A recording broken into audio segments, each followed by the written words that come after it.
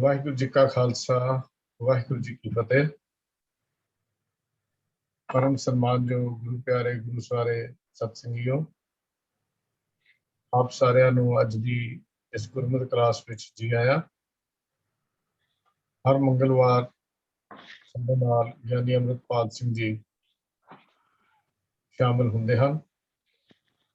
ਸੰਥਿਆ, ਉਚਾਰਨ, ਵਿਆਕਰਨਿਕ ਨਿਯਮ, ਅਰਥਬੋਧ ਜੋ ਭੱਟਾਂ ਦੇ ਸਵਈਏ ਜਿਨ੍ਹਾਂ ਦਾ ਸਿਰਲੇਖ ਸਵਈਏ ਮਹੀਨੇ ਚੌਥੇ ਕੇ ਅੱਜ ਅਸੀਂ ਕਰ ਰਹੇ ਹਾਂ, ਉਹਦੀ ਵਿਚਾਰ ਸਾਡੇ ਨਾਲ ਸਾਂਝੀ ਕਰ ਰਹੇ ਹਾਂ। ਮੈਂ ਗਿਆਨੀ ਅੰਮ੍ਰਿਤਪਾਲ ਸਿੰਘ ਜੀ ਨੂੰ ਬੇਨਤੀ ਕਰ ਰਿਹਾ ਹਾਂ ਕਿ ਅੱਜ ਦੀ ਵਿਚਾਰ ਆਰੰਭ ਕਰਨ। ਗਿਆਨੀ ਅੰਮ੍ਰਿਤਪਾਲ ਸਿੰਘ ਜੀ। ਵਾਹਿਗੁਰੂ ਜੀ ਕਾ ਖਾਲਸਾ ਵਾਹਿਗੁਰੂ ਜੀ ਕੀ ਫਤਿਹ। ਸਤਿਕਾਰਯੋਗ ਸਿੱਖ ਮਿਸ਼ਨਰੀ ਕਾਲਜ ਦੇ ਚੇਅਰਮੈਨ ਸਰਦਾਰ ਹਰਜੀਤ ਸਿੰਘ ਜੀ ਅਤੇ ਉਹਨਾਂ ਦੀ ਪੂਰੀ ਟੀਮ, ਸਿੱਖ ਮਿਸ਼ਨਰੀ ਕਾਲਜ ਦੇ ਸਰਕਲ ਨਾਲ ਜੁੜੀਆਂ ਹੋਈਆਂ ਸਾਰੀਆਂ ਸੰਗਤਾਂ, ਸਾਰੇ ਗੁਰਮੁਖ ਪਿਆਰੇ, ਸਾਰਿਆਂ ਨੂੰ ਮੇਰੇ ਵੱਲੋਂ ਬਹੁਤ ਹੀ ਪਿਆਰ ਸਹਿਤ ਵਾਹਿਗੁਰੂ ਜੀ ਕਾ ਖਾਲਸਾ ਵਾਹਿਗੁਰੂ ਜੀ ਕੀ ਫਤਿਹ।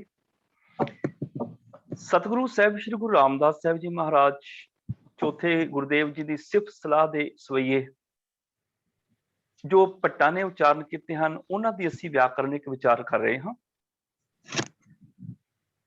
ਤੇ ਅੱਜ ਦਾ ਜਿਹੜਾ ਸਵਈਆ ਹੈ, ਭੱਟ ਨਲ ਜੀ ਦੇ ਮੁਖਾਰਬਿੰਦ ਤੋਂ ਉਚਾਰਨ ਦੂਸਰੇ ਸਵਈਏ ਤੋਂ ਇਹ ਵਿਚਾਰ ਆਰੰਭ ਹੋਏਗੀ।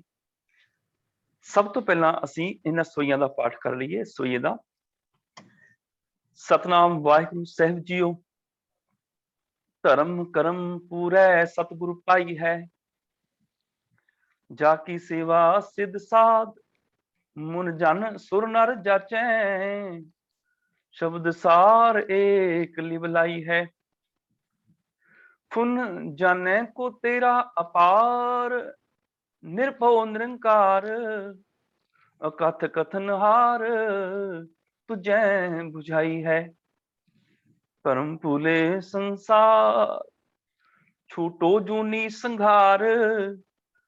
ਜਮ ਕੋ ਨਾ ਡੰਟ ਕਾਲ ਗੁਰਮਤ ਧਿਆਈ ਹੈ।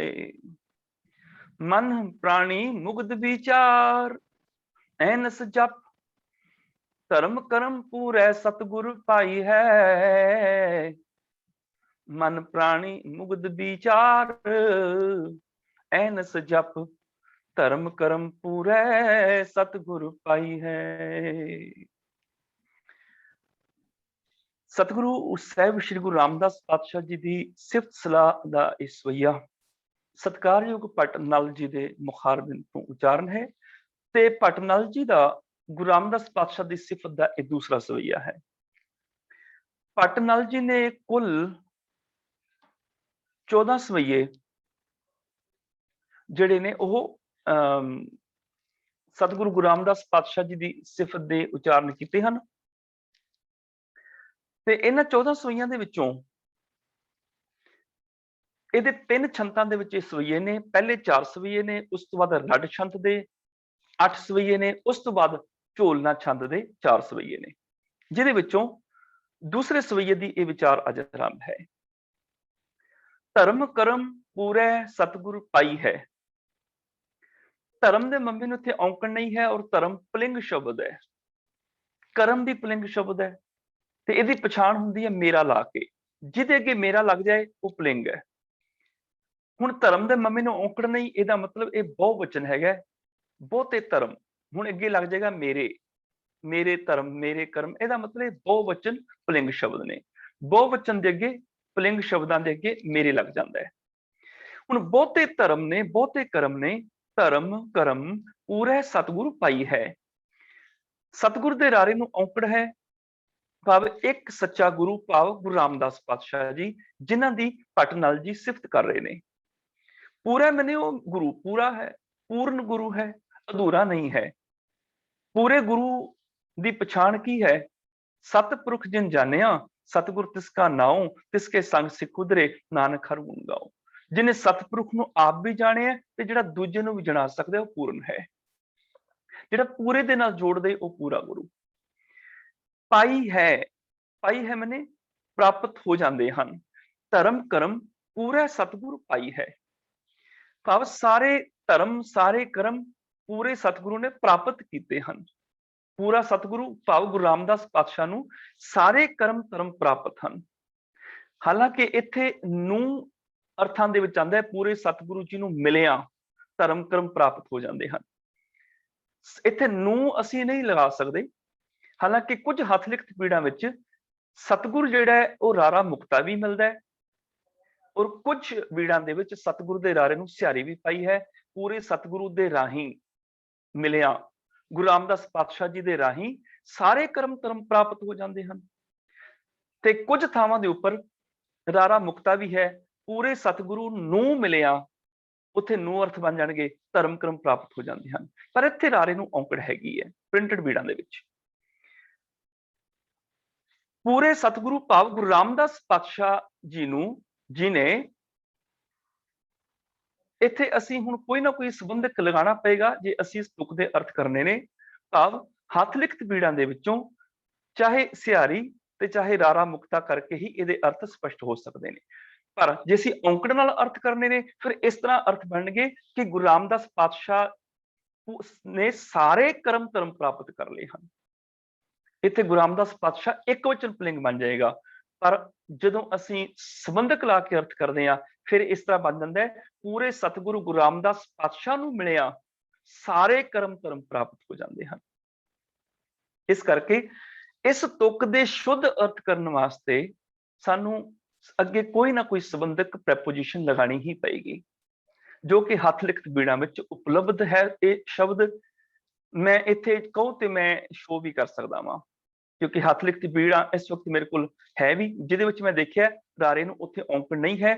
ਭਾਵ ਪੂਰੇ ਸਤਿਗੁਰੂ ਨੂੰ ਮਿਲਿਆ ਸਾਰੇ ਕਰਮ ਧਰਮ ਪ੍ਰਾਪਤ ਹੋ ਜਾਂਦੇ ਹਨ। ਜਾ ਕੀ ਸੇਵਾ ਸਿੱਧ ਸਾਧ ਮੁਨ ਜਨ ਸੁਰ ਨਰ ਜਾਚੈ ਸ਼ਬਦ ਸਾਰ ਏਕ ਲਿਵਲਾਈ ਹੈ। ਜਾ ਕੀ ਸੇਵਾ ਮੈंने जिस गुरु रामदास पातशाह ਦੀ ਸੇਵਾ ਕੀਤਿਆਂ, ਸਿੱਧ ਸਾਧ ਮੁਨ ਜਨ ਸੁਰ ਨਰ ਇਹ ਸਾਰੇ ਬਹੁਵਚਨ ਸ਼ਬਦ ਨੇ। ਬਹੁਤੇ ਸਿੱਧ ਬਹੁਤੇ ਸਾਧ ਮੁਨ ਮੁਨ ਪਾਉ ਮੁਨੀ। ਮੁਨ ਸ਼ਬਦ ਜਿਹੜਾ ਇਹ ਹਮੇਸ਼ਾ ਆਪਣੀ ਮੌਲਕ ਸਿਹਾਰੀ ਨਾਲ ਲੈ ਕੇ ਆਉਂਦਾ ਹੈ। ਮੁਨ ਜਦੋਂ ਵੀ ਮੁਨੀ ਵਾਸਤੇ ਆਏਗਾ ਇਦਾਂ ਹੀ ਆਏਗਾ। ਜਨ ਜਨ ਮੈਨੇ ਭਗਤ, ਸਿੱਧ ਮੈਨੇ ਪੁੱਗ ਚੁੱਕੇ ਜੋਗੀ ਸਾਧਨਾ ਦੇ ਵਿੱਚ, ਸਾਧ ਮੈਨੇ ਜਿਹੜੇ ਅਜੇ ਸਾਧ ਰਹੇ ਨੇ ਜਿਨ੍ਹਾਂ ਨੂੰ ਸਾਧਕ ਵੀ ਕਹਿ ਦਿੰਦੇ ਨੇ, ਆਪਣੇ ਆਪ ਨੂੰ ਸਾਧਨ ਵਾਲੇ। ਮੁਨ ਮੈਨੇ ਮੁਨੀ ਜਿਹੜੇ ਮੁਨੀ ਹੋ ਗਏ, ਜਿਨ੍ਹਾਂ ਨੇ ਬੋਲਣਾ ਛੱਡ ਦਿੱਤਾ। ਜਨ ਮੈਨੇ ਭਗਤ, ਮੁਨ ਜਨ ਸੁਰ ਨਰ, ਸੁਰ ਮੈਨੇ ਦੇਵਤੇ, ਨਰ ਮੈਨੇ ਮਨੁੱਖ। ਜਾਚੈ ਜਾਚੈ ਮੈਨੇ ਮੰਗਦੇ ਹਨ। ਜਾ ਕੀ ਸੇਵਾ ਸਿੱਧ ਸਾਧ ਮੁਨ ਜਨ ਸੁਰ ਨਰ ਜਾਚੈ ਸ਼ਬਦ ਸਾਰ ਏਕ ਲਿਵਲਾਈ ਹੈ। ਜਿਸ ਗੁਰੂ ਰਾਮਦਾਸ ਪਾਤਸ਼ਾਹ ਜੀ ਦੀ ਸੇਵਾ ਅਨੇਕਾਂ ਸਿੱਧ ਸਾਧ ਮੁਨੀ ਲੋਕ ਦੇਵੀ ਮਨੁੱਖ ਸਾਰੇ ਹੀ ਮੰਗਦੇ ਹਨ। ਸ਼ਬਦ ਸਾਰ ਸ਼ਬਦ ਦਾ ਸਾਰ, ਸਾਰ ਮੈਨੇ ਨਿਚੋੜ। ਸ਼ਬਦ ਦੇ ਦੱਦੇ ਨੂੰ ਕੁਝ ਵੀ ਨਹੀਂ ਆਇਆ, ਇੱਥੇ ਅੱਗੇ ਸੰਬੰਧਕ ਲੱਗ ਜਾਏਗਾ ਸ਼ਬਦ ਦਾ ਸਾਰ। ਜਿਹੜੇ ਉਹ ਸੁਰ ਨਰ ਮੁਨ ਜਨ ਨੇ ਉਹ ਸੇਵਾ ਵੀ ਮੰਗਦੇ ਨੇ। ਕਿਹੜੀ ਸੇਵਾ ਮੰਗਦੇ ਨੇ? ਸ਼ਬਦ ਦਾ ਸਾਰ ਮੰਗਦੇ ਨੇ, ਸ਼ਬਦ ਦਾ ਨਿਚੋੜ ਮੰਗਦੇ ਨੇ। ਆਹ ਹੈ ਗੁਰੂ ਦੀ ਸੇਵਾ। ਗੁਰੂ ਦੀ ਸੇਵਾ ਕੀ ਮੰਗਦੇ ਨੇ? ਸ਼ਬਦ ਦਾ ਸਾਰ, ਸ਼ਬਦ ਦਾ ਨਿਚੋੜ, ਭਾਵ ਬਾਣੀ ਦਾ ਜਿਹੜਾ ਤੱਤ ਸਾਰ ਹੈ ਉਹਦੀ ਮੰਗ ਕਰ ਰਹੇ ਨੇ। ਅਸੀਂ ਗੁਰਬਾਣੀ ਵਿੱਚ ਵੀ ਪੜ੍ਹਦੇ ਹਾਂ, ਗੁਰ ਕੀ ਸੇਵਾ ਸ਼ਬਦ ਵਿਚਾਰ। ਇਹ ਹੈ ਗੁਰੂ ਦੀ ਸੇਵਾ, ਸ਼ਬਦ ਦੀ ਵਿਚਾਰ ਕਰਨੀ। ਜੇ ਕਿਸੇ ਨੇ ਗੁਰਬਾਣੀ ਦੀ ਧੰਨ ਗੁਰੂ ਗ੍ਰੰਥ ਸਾਹਿਬ ਦੀ ਸੇਵਾ ਕਰਨੀ ਹੈ ਤੇ ਸਭ ਤੋਂ ਵੱਡੀ ਸੇਵਾ ਇਹ ਹੈ ਉਹਨੂੰ ਸਤਿਗੁਰੂ ਗੁਰੂ ਗ੍ਰੰਥ ਸਾਹਿਬ ਦੀ ਬਾਣੀ ਨੂੰ ਅਰਥਾਂ ਸਮੇਤ ਸਮਝ ਕੇ ਪੜ੍ਹਨਾ ਪਏਗਾ। ਸ਼ਬਦ ਦਾ ਨਿਚੋੜ ਦੇਖਣਾ ਪਏਗਾ, ਸ਼ਬਦ ਦਾ ਸਾਰ ਲੱਭਣਾ ਪਏਗਾ ਕਿ ਗੁਰੂ ਸ਼ਬਦ ਵਿੱਚ ਮੈਨੂੰ ਕੀ ਕਹਿ ਰਿਹਾ ਹੈ। ਇਹ ਹੈ ਗੁਰ ਕੀ ਸੇਵਾ ਸ਼ਬਦ ਵਿਚਾਰ। ਗੁਰੂ ਦੀ ਸੇਵਾ ਹੈ ਸ਼ਬਦ ਦੀ ਵਿਚਾਰ ਨਾਲ ਜੁੜਨਾ। ਹੁਣ ਜਿਹੜੇ ਸਿੱਧ ਸਾਧਕ ਮੁਨ ਜਨ ਨੇ ਉਹ ਵੀ ਸੇਵਾ ਮੰਗਦੇ ਨੇ, ਤੇ ਕਿਹੜੀ ਸੇਵਾ ਮੰਗਦੇ ਨੇ? ਸ਼ਬਦ ਸਾਰ, ਸ਼ਬਦ ਦਾ ਨਿਚੋੜ ਮੰਗਦੇ ਨੇ। ਜਿਹੜਾ ਸ੍ਰਿਸ਼ਟ ਸ਼ਬਦ ਹੈ ਉਹਨੂੰ ਮੰਗ ਰਹੇ ਨੇ। ਜਾ ਕੀ ਸੇਵਾ ਸਿੱਧ ਸਾਧ ਮੁਨ ਜਨ ਸੁਰ ਨਰ ਜਾਚੈ ਸ਼ਬਦ ਸਾਰ, ਸ਼ਬਦ ਦਾ ਸਾਰ ਨਿਚੋੜ। ਇੱਥੇ ਜੇ ਸ੍ਰੇਸ਼ਟ ਅਰਥ ਕਰਾਂਗੇ ਸ਼ਬਦ ਦਾ ਸ੍ਰੇਸ਼ਟ ਅਰਥ ਬਣੇਗਾ ਨਹੀਂ। ਜੇ ਸ੍ਰੇਸ਼ਟ ਸ਼ਬਦ ਕਰਾਂਗੇ ਫਿਰ ਸ਼ਬਦ ਦੇ ਦੱਦੇ ਨੂੰ ਔਂਕੜਾਣੀ ਚਾਹੀਦੀ ਹੈ, ਜੋ ਕਿ ਨਹੀਂ ਹੈ। ਸ੍ਰੇਸ਼ਟ ਸ਼ਬਦ ਨਹੀਂ, ਸ਼ਬਦ ਦਾ ਸਾਰ। ਦਾ ਲੁਪਤ ਸੰਬੰਧਕ ਹੋਣ ਕਰਕੇ ਦੱਦਾ ਮੁਕਤਾ ਆ ਗਿਆ। ਭਾਵ ਸ਼ਬਦ ਦਾ ਜਿਹੜਾ ਸਾਰ ਹੈ, ਨਿਚੋੜ ਹੈ, ਤੱਤ ਹੈ, ਸਿੱਧ ਸਾਧਕ ਗੁਰੂ ਦੀ ਸੇਵਾ ਮੰਗਦੇ ਨੇ ਕਿ ਸਾਨੂੰ ਸ਼ਬਦ ਦਾ ਸਾਰ ਮਿਲ ਜਾਏ। ਕਿਵੇਂ? ਏਕ ਲਿਵ ਲਾਈ ਹੈ, ਉਹਨਾਂ ਨੇ ਇੱਕ ਰਸ ਬਿਰਤੀ ਜੋੜੀ ਹੋਈ ਹੈ। ਇੱਥੇ ਸਿੱਧਾ ਮੁੰਜਣਾ ਵਾਸਤੇ ਇਹ ਲਫ਼ਜ਼ ਆ ਰਹੇ ਨੇ, ਏਕ ਲਿਵ। ਹੁਣ ਲਿਵ ਜਿਹੜਾ ਉਹ ਇਸਤਰੀ ਲਿੰਗ ਸ਼ਬਦ ਹੈ। ਲਿਵ ਹੁੰਦੀ ਹੈ ਮੇਰੀ ਲਿਵ, ਮੇਰੀ ਲਾ ਕੇ ਚੱਕਰ ਲਵਾਂਗੇ, ਇਸਤਰੀ ਲਿੰਗ ਸ਼ਬਦ ਹੈ। ਉਹਦਾ ਜਿਹੜਾ ਵਿਸ਼ੇਸ਼ਣ ਹੈਗਾ ਏਕ, ਉਹ ਵੀ ਔਂਕੜ ਤੋਂ ਬਿਨਾਂ ਆ ਜਾਏਗਾ। ਫਿਰ ਜੇ ਇਸਤਰੀ ਲਿੰਗ ਆਖਰੀ ਅੱਖਰ ਮੁਕਤਾ ਹੈ, ਉਹਦਾ ਵਿਸ਼ੇਸ਼ਣ ਵੀ ਆਖਰੀ ਅੱਖਰ ਮੁਕਤਾ ਹੋਏਗਾ। ਇਹ ਮੁਕਤਾ ਅੰਤ ਸ਼ਬਦ ਨੇ, ਜਿਹਨੂੰ ਅਸੀਂ ਅਕਾਰਾਂਤ ਵੀ ਕਹਿੰਦੇ ਆ। ਏਕ ਲਿਵ ਲਾਈ ਹੈ ਭਾਵ ਸਿੱਧ ਸਾਧ ਮੁਨ ਜਨ ਸੁਰ ਨਰ, ਇਹ ਗੁਰੂ ਦੀ ਸੇਵਾ ਮੰਗਦੇ ਨੇ, ਸ਼ਬਦ ਦਾ ਸਾਰ ਮੰਗਦੇ ਨੇ, ਜਿਨ੍ਹਾਂ ਨੇ ਇੱਕ ਰਸ ਬਿਰਤੀ ਜੋੜੀ ਹੋਈ ਹੈ ਉਸ ਗੁਰੂ ਰਾਮਦਾਸ ਪਾਤਸ਼ਾਹ ਵਿੱਚ, ਜਿਨ੍ਹਾਂ ਨੇ ਆਪਣੇ ਆਪ ਨੂੰ ਟਿਕਾਇਆ ਹੋਇਆ ਹੈ। ਉਸ ਗੁਰੂ ਰਾਮਦਾਸ ਪਾਤਸ਼ਾਹ ਜੀ ਦੀ ਸਿਫਤ ਪਟ ਨਾਲ ਕਰ ਰਹੇ ਨੇ। ਫੁਨ ਜਾਣੈ ਕੋ ਤੇਰਾ ਅਪਾਰ, ਨਿਰਭਉ ਨਿਰੰਕਾਰ, ਅਕਥ ਕਥਨਹਾਰ ਤੁਝੈ ਬੁਝਾਈ ਹੈ। ਫੁਨ, ਫੁਨ ਮੈਨੇ ਫਿਰ, ਜਾਣੈ ਕੋ ਤੇਰਾ ਅਪਾਰ, ਜਾਣੈ ਮੈਨੇ ਜਾਣਦਾ, ਕੋ ਮੈਨੇ ਕੌਣ, ਕੌਣ ਜਾਣਦਾ ਹੈ, ਤੇਰਾ, ਤੇਰਾ ਕੌਣ ਜਾਣਦਾ ਹੈ। ਹੁਣ ਇੱਥੇ ਬ੍ਰੈਕਟਾਂ ਵਿੱਚ ਲਿਖਿਆ ਅੰਤ, ਤੇਰਾ ਅੰਤ ਕੌਣ ਪਾ ਸਕਦਾ ਹੈ? ਪਰ ਜਾਣੈ ਕੋ ਤੇਰਾ ਵਿੱਚ ਅੰਤ ਲਫ਼ਜ਼ ਨਹੀਂ ਹੈ। ਫੁਨ ਜਾਣੈ ਕੋ ਤੇਰਾ, ਤੇਰਾ ਕੌਣ ਜਾਣ ਸਕਦਾ ਹੈ? ਅਪਾਰ, ਹਾਂ, ਹੱਥ ਲਿਖਤ ਬੀੜਾਂ ਦੇ ਵਿੱਚ ਲਫ਼ਜ਼ ਪਾਰ ਹੈ, ਉੱਥੇ ਐੜਾ ਨਹੀਂ ਹੈ। ਪੱਪੇ ਨੂੰ ਕੰਨਾ ਰਾਰੇ ਨੂੰ ਔਂਕੜ ਪਾਰ। ਜਾਣੈ ਕੋ ਤੇਰਾ ਪਾਰ, ਤੇਰਾ ਪਾਰਲਾ ਬੰਨਾ ਕੌਣ ਜਾਣ ਸਕਦਾ ਹੈ? ਕਾਫੀਆ ਰਦੀਫ ਵੀ ਇਸੇ ਤਰ੍ਹਾਂ ਰਲਦਾ, ਦੇਖ ਲਓ।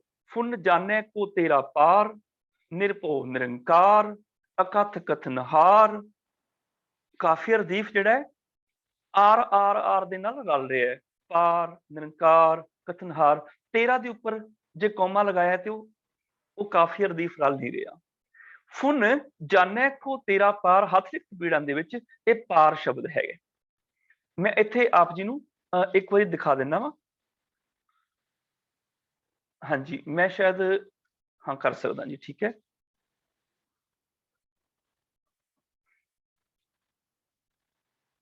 ਹਾਂਜੀ, ਹੱਥ ਲਿਖਤ ਬੀੜਾਂ ਦੇ ਵਿੱਚ ਜਦੋਂ ਅਸੀਂ ਇਹ ਸ਼ਬਦ ਦੇਖਦੇ ਹਾਂ ਤੇ ਇਹ ਸ਼ਬਦ ਆਂਦਾ ਹੈ ਪਾਰ। ਇਹਦੇ ਵਿੱਚ ਦੋ ਚੀਜ਼ਾਂ ਨੋਟ ਕਰ ਲਿਓ। ਮੈਂ ਦੋ ਚੀਜ਼ਾਂ ਦੇ ਵਿੱਚੋਂ ਆਪ ਜੀ ਨੂੰ ਦਿਖਾਵਾਂਗਾ, ਕਿਉਂਕਿ ਇਹ ਦੋਨੋਂ ਚੀਜ਼ਾਂ ਬਹੁਤ ਹੀ ਜ਼ਿਆਦਾ ਜ਼ਰੂਰੀ ਹੋਣ ਕਰਕੇ ਮੈਂ ਦਿਖਾ ਰਿਹਾ। ਇੱਕ ਫੁਨ ਜਾਣੈ ਕੋ ਤੇਰਾ, ਅਪਾਰ ਦੀ ਥਾਂ ਤੇ ਭਾਰ। ਇਹਦੇ ਤੋਂ ਇਲਾਵਾ ਐਨਸ ਜਪ ਮੁਰਾਰ, ਇਹ ਵੀ ਕਾਫੀ ਰਦੀਫ ਤਾਂ ਰਲੇਗਾ ਜੇ ਮੁਰਾਰ ਹੋਏਗਾ। ਐਨਸ ਜਪ ਮੁਰਾਰ, ਜਿਹੜੀ 5 ਨੰਬਰ ਬੀੜ ਹੈ ਨਾ, 1 ਨੰਬਰ ਬੀੜ ਤੇ 5 ਨੰਬਰ ਬੀੜ ਸਭ ਤੋਂ ਜ਼ਿਆਦਾ ਆਥੈਂਟਿਕ ਹੈਗੀਆਂ ਨੇ, ਸਭ ਤੋਂ ਜ਼ਿਆਦਾ ਪ੍ਰਮਾਣਿਕ ਆਥੈਂਟਿਕ ਜਿਹੜੀਆਂ ਇਹ ਮੰਨੀਆਂ ਗਈਆਂ ਨੇ। 1 ਨੰਬਰ ਬੀੜ ਤੇ 5 ਨੰਬਰ ਬੀੜ ਖਾਸ ਕਰਕੇ ਯਾਦ ਰੱਖਿਓ। ਖੈਰ, ਮੈਂ ਆਪ ਜੀ ਨੂੰ ਇੱਕ ਵਾਰੀ ਇਹ ਦਰਸ਼ਨ ਕਰਾਣੇ ਸੀ ਇਸ ਸ਼ਬਦ ਦੇ, ਕਿ ਇੱਥੇ ਅਪਾਰ ਦੀ ਥਾਂ ਤੇ ਪਾਰ, ਤੇ ਐਨਸ ਜਪ ਜਿੱਥੇ ਇਹ ਕਾਟੀ ਮਾਰੀ ਹੈ ਉੱਥੇ ਜਪ ਮੁਰਾਰ ਲਫ਼ਜ਼ ਜਿਹੜਾ ਉਹ ਹੱਥ ਲਿਖਤ ਬੀੜਾਂ ਵਿੱਚ ਸਾਨੂੰ ਪ੍ਰਾਪਤ ਹੁੰਦਾ ਹੈ। ਖੈਰ, ਹਾਂਜੀ, ਹੁਣ ਜਦੋਂ ਅਸੀਂ ਇਹ ਪਾਠ ਕਰਦੇ ਹੈਗੇ ਆ, ਫੁਨ ਜਾਣੈ ਕੋ ਤੇਰਾ ਪਾਰ, ਇਹਦਾ ਅਰਥ ਬਣੇਗਾ ਫਿਰ ਹੇ ਗੁਰੂ ਰਾਮਦਾਸ ਪਾਤਸ਼ਾਹ ਜੀ, ਤੇਰਾ ਪਾਰ ਕੌਣ ਪਾ ਸਕਦਾ ਹੈ? ਜਾਣੈ ਕੋ ਤੇਰਾ ਪਾਰ ਭਾਵ ਤੇਰਾ ਪਾਰ ਕੌਣ ਪਾ ਸਕਦਾ ਹੈ, ਤੇਰਾ ਪਾਰਲਾ ਬੰਨਾ ਕੌਣ ਜਾਣ ਸਕਦਾ ਹੈ? ਨਿਰਭਉ ਨਿਰੰਕਾਰ, ਤੂੰ ਨਿਰਭਉ ਹੈ, ਤੈਨੂੰ ਕਿਸੇ ਦਾ ਕੋਈ ਡਰ ਨਹੀਂ ਹੈ, ਤੂੰ ਡਰ ਤੋਂ ਰਹਿਤ ਹੈ। ਨਿਰੰਕਾਰ, ਤੂੰ ਉਸ ਰੱਬ ਦਾ ਰੂਪ ਹੈ ਜਿਹੜਾ ਆਕਾਰ ਤੋਂ ਰਹਿਤ ਹੈ। ਇੱਥੇ ਨਿਰੰਕਾਰ ਦਾ ਭਾਵ ਜਿਹੜਾ ਆਕਾਰ ਤੋਂ ਰਹਿਤ ਹੈ, ਰੂਪ ਰੇਖ ਰੰਗ ਜਿਹਦਾ ਕੁਝ ਵੀ ਨਹੀਂ ਹੈ, ਜਿਹਨੂੰ ਅਸੀਂ ਸੁਖਮਨੀ ਸਾਹਿਬ ਦੀ ਬਾਣੀ ਚ ਪੜ੍ਹਦੇ ਹਾਂ, ਰੂਪ ਨਾ ਰੇਖ ਨਾ ਰੰਗ ਕਿਛ ਤ੍ਰੇ ਗੁਣ ਤੇ ਪ੍ਰਾਪਤੇ, ਭਾਵ ਤਿੰਨਾਂ ਗੁਣਾਂ ਤੋਂ ਪਰੇ ਹੈ।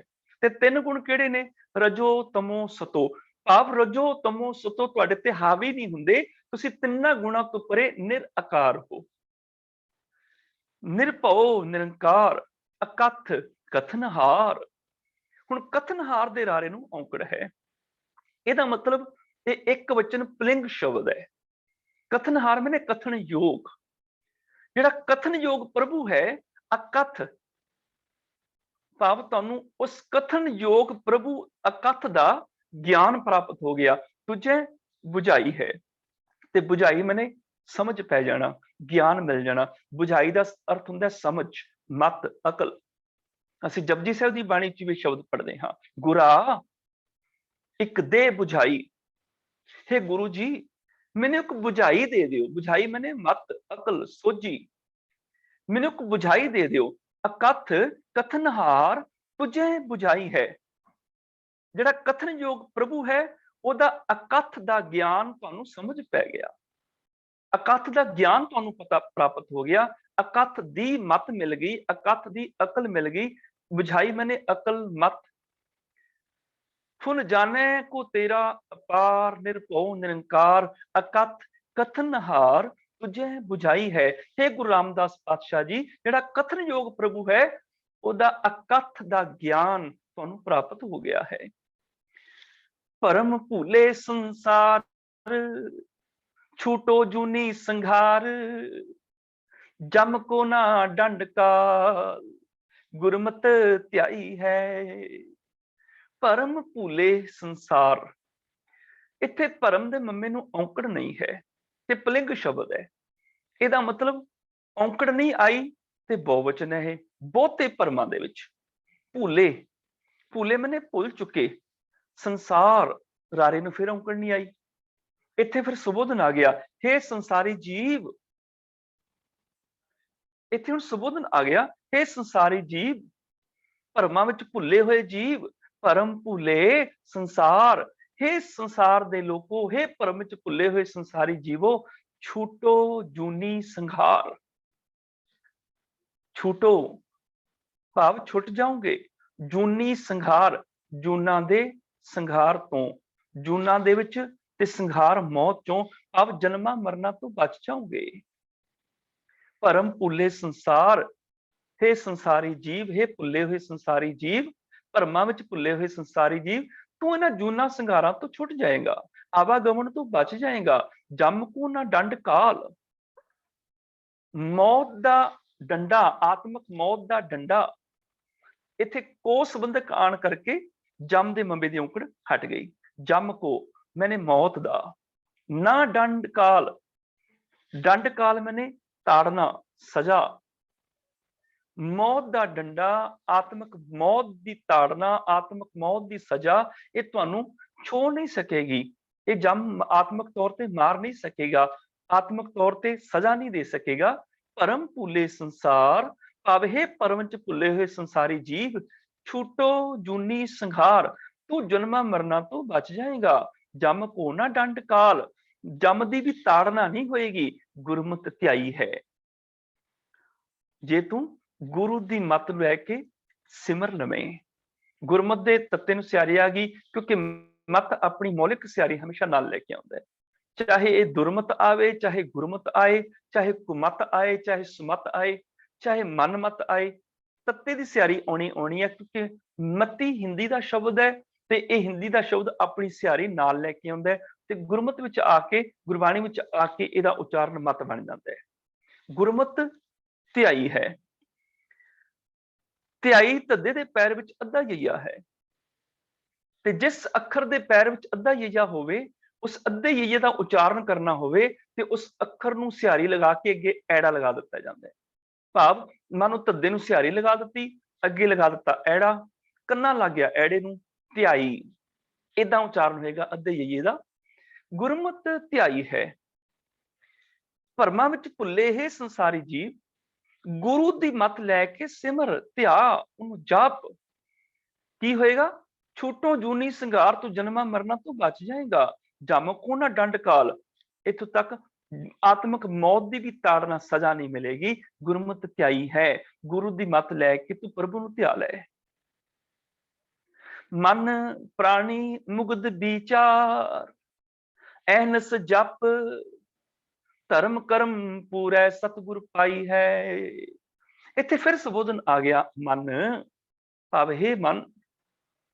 ਜਦੋਂ ਪੁਲਿੰਗ ਸ਼ਬਦ ਦੇ ਆਖਰੀ ਅੱਖਰ ਨੂੰ ਔਂਕੜ ਨਾ ਹੋਵੇ ਤੇ ਉਹਦੇ ਤਿੰਨ ਕਾਰਨ ਹੁੰਦੇ ਨੇ। ਜਾਂ ਤੇ ਉਹ ਪੁਲਿੰਗ ਸ਼ਬਦ ਬਹੁਵਚਨ ਹੈ, ਜਾਂ ਉਹ ਪੁਲਿੰਗ ਸ਼ਬਦ ਸੰਬੋਧਨ ਹੈ, ਤੇ ਜਾਂ ਉਸ ਪੁਲਿੰਗ ਸ਼ਬਦ ਦੇ ਅੱਗੇ ਕੋਈ ਨਾ ਕੋਈ ਪ੍ਰਗਟ ਜਾਂ ਲੁਪਤ ਸੰਬੰਧਕ ਲਗਾ ਹੋਇਆ ਹੈ। ਹੁਣ ਇੱਥੇ ਮਨ ਜਿਹੜਾ ਬਹੁਵਚਨ ਨਹੀਂ ਹੋ ਸਕਦਾ, ਬਹੁਤੇ ਮਨਾਂ ਦੀ ਗੱਲ ਨਹੀਂ, ਨਾ ਹੀ ਅੱਗੇ ਕੋਈ ਸੰਬੰਧਕ ਨਜ਼ਰ ਆਉਂਦਾ ਹੈ।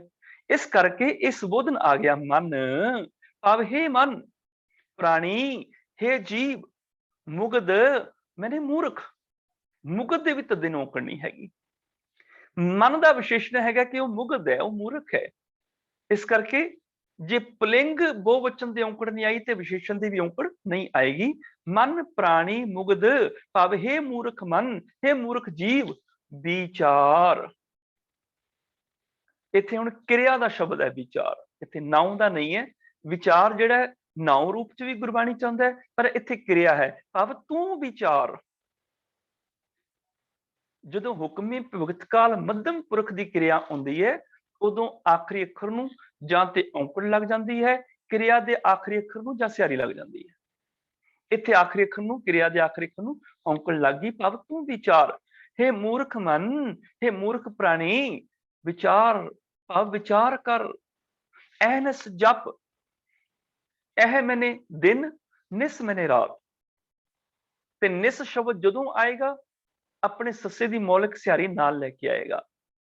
ਇਹ ਨਿਸ਼ਾ ਤੋਂ ਬਣਿਆ, ਨਿਸ਼ਾ ਮੈਨੇ ਰਾਤ, ਨਿਸ ਮੈਨੇ ਰਾਤ, ਇਹ ਮੈਨੇ ਦਿਨ, ਦਿਨ ਰਾਤ ਜਪ, ਮੈਨੇ ਤੂੰ ਜਪ। ਤੇ ਆਪ ਜੀ ਨੂੰ ਦਰਸ਼ਨ ਕਰਾਏ ਨੇ ਹੱਥ ਲਿਖਤੀ ਬੀੜਾਂ ਚ, ਖਾਸ ਕਰ 5 ਨੰਬਰ ਬੀੜ ਜਿਹੜੀ ਬਹੁਤ ਪ੍ਰਮਾਣਿਕ ਮੰਨੀ ਜਾਂਦੀ ਹੈ, ਉੱਥੇ ਲਫ਼ਜ਼ ਨਾਲ ਮੁਰਾਰ ਵੀ ਹੈ। ਤੇ ਕਾਫੀ ਰਦੀਫ ਵੀ ਇਦਾਂ ਹੀ ਰਲੇਗਾ, ਮਨ, ਪ੍ਰਾਣੀ, ਮੁਗਧ, ਵਿਚਾਰ, ਐਨਸ ਜਪ, ਮੁਰਾਰ। ਧਰਮ ਕਰਮ ਪੂਰਾ ਸਤਿਗੁਰ ਪਾਈ ਹੈ। ਇਸ ਕਰਕੇ ਹੱਥ ਲਿਖਤ ਬੀੜਾਂ ਵਿੱਚ ਲਫ਼ਜ਼ ਮੁਰਾਰ ਵੀ ਪ੍ਰਾਪਤ ਹੁੰਦਾ ਹੈ। ਪ੍ਰਿੰਟਡ ਬੀੜਾਂ ਦੇ ਵਿੱਚ ਮੁਰਾਰ ਲਫ਼ਜ਼ ਸਾਨੂੰ ਨਹੀਂ ਮਿਲਦਾ। ਮੁਰਾਰ ਮੈਨੇ ਮੁਰਾਰੀ ਉਸ ਪ੍ਰਭੂ ਨੂੰ। ਐਨਸ ਜਪ, ਦਿਨ ਰਾਤ ਤੂੰ ਸਿਮਰ। ਐਨਸ ਜਪ, ਦਿਨ ਰਾਤ ਤੂੰ ਜਪ।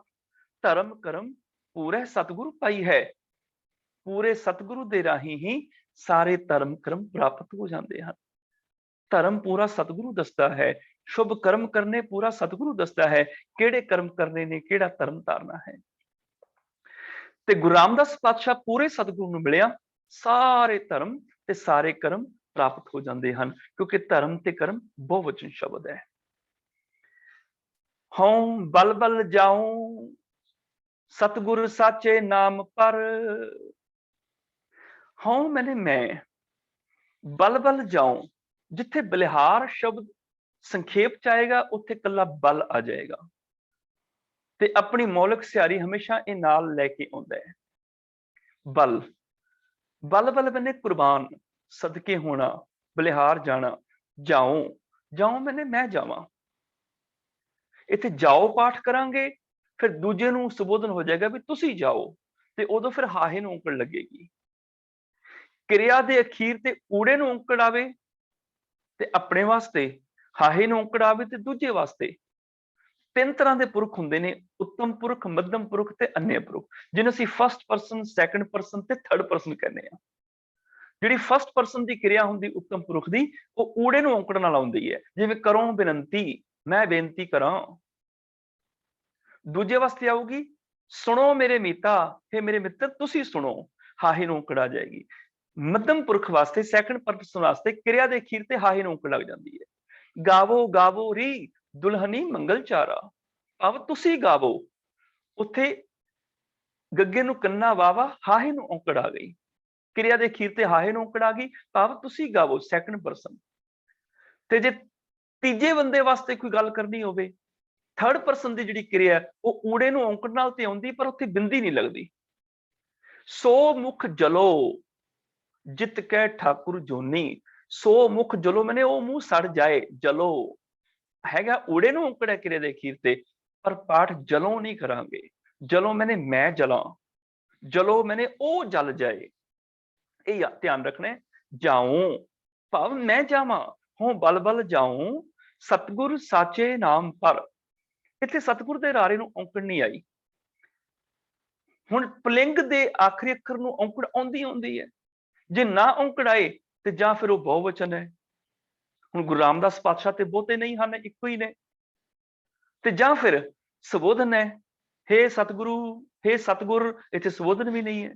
ਹਰ ਕੇ ਜਨ ਸਤਿਗੁਰ, सतपुरखा, उत्थे संबोधन है सतगुर, रारे ਨੂੰ ਔਂਕੜ नहीं है।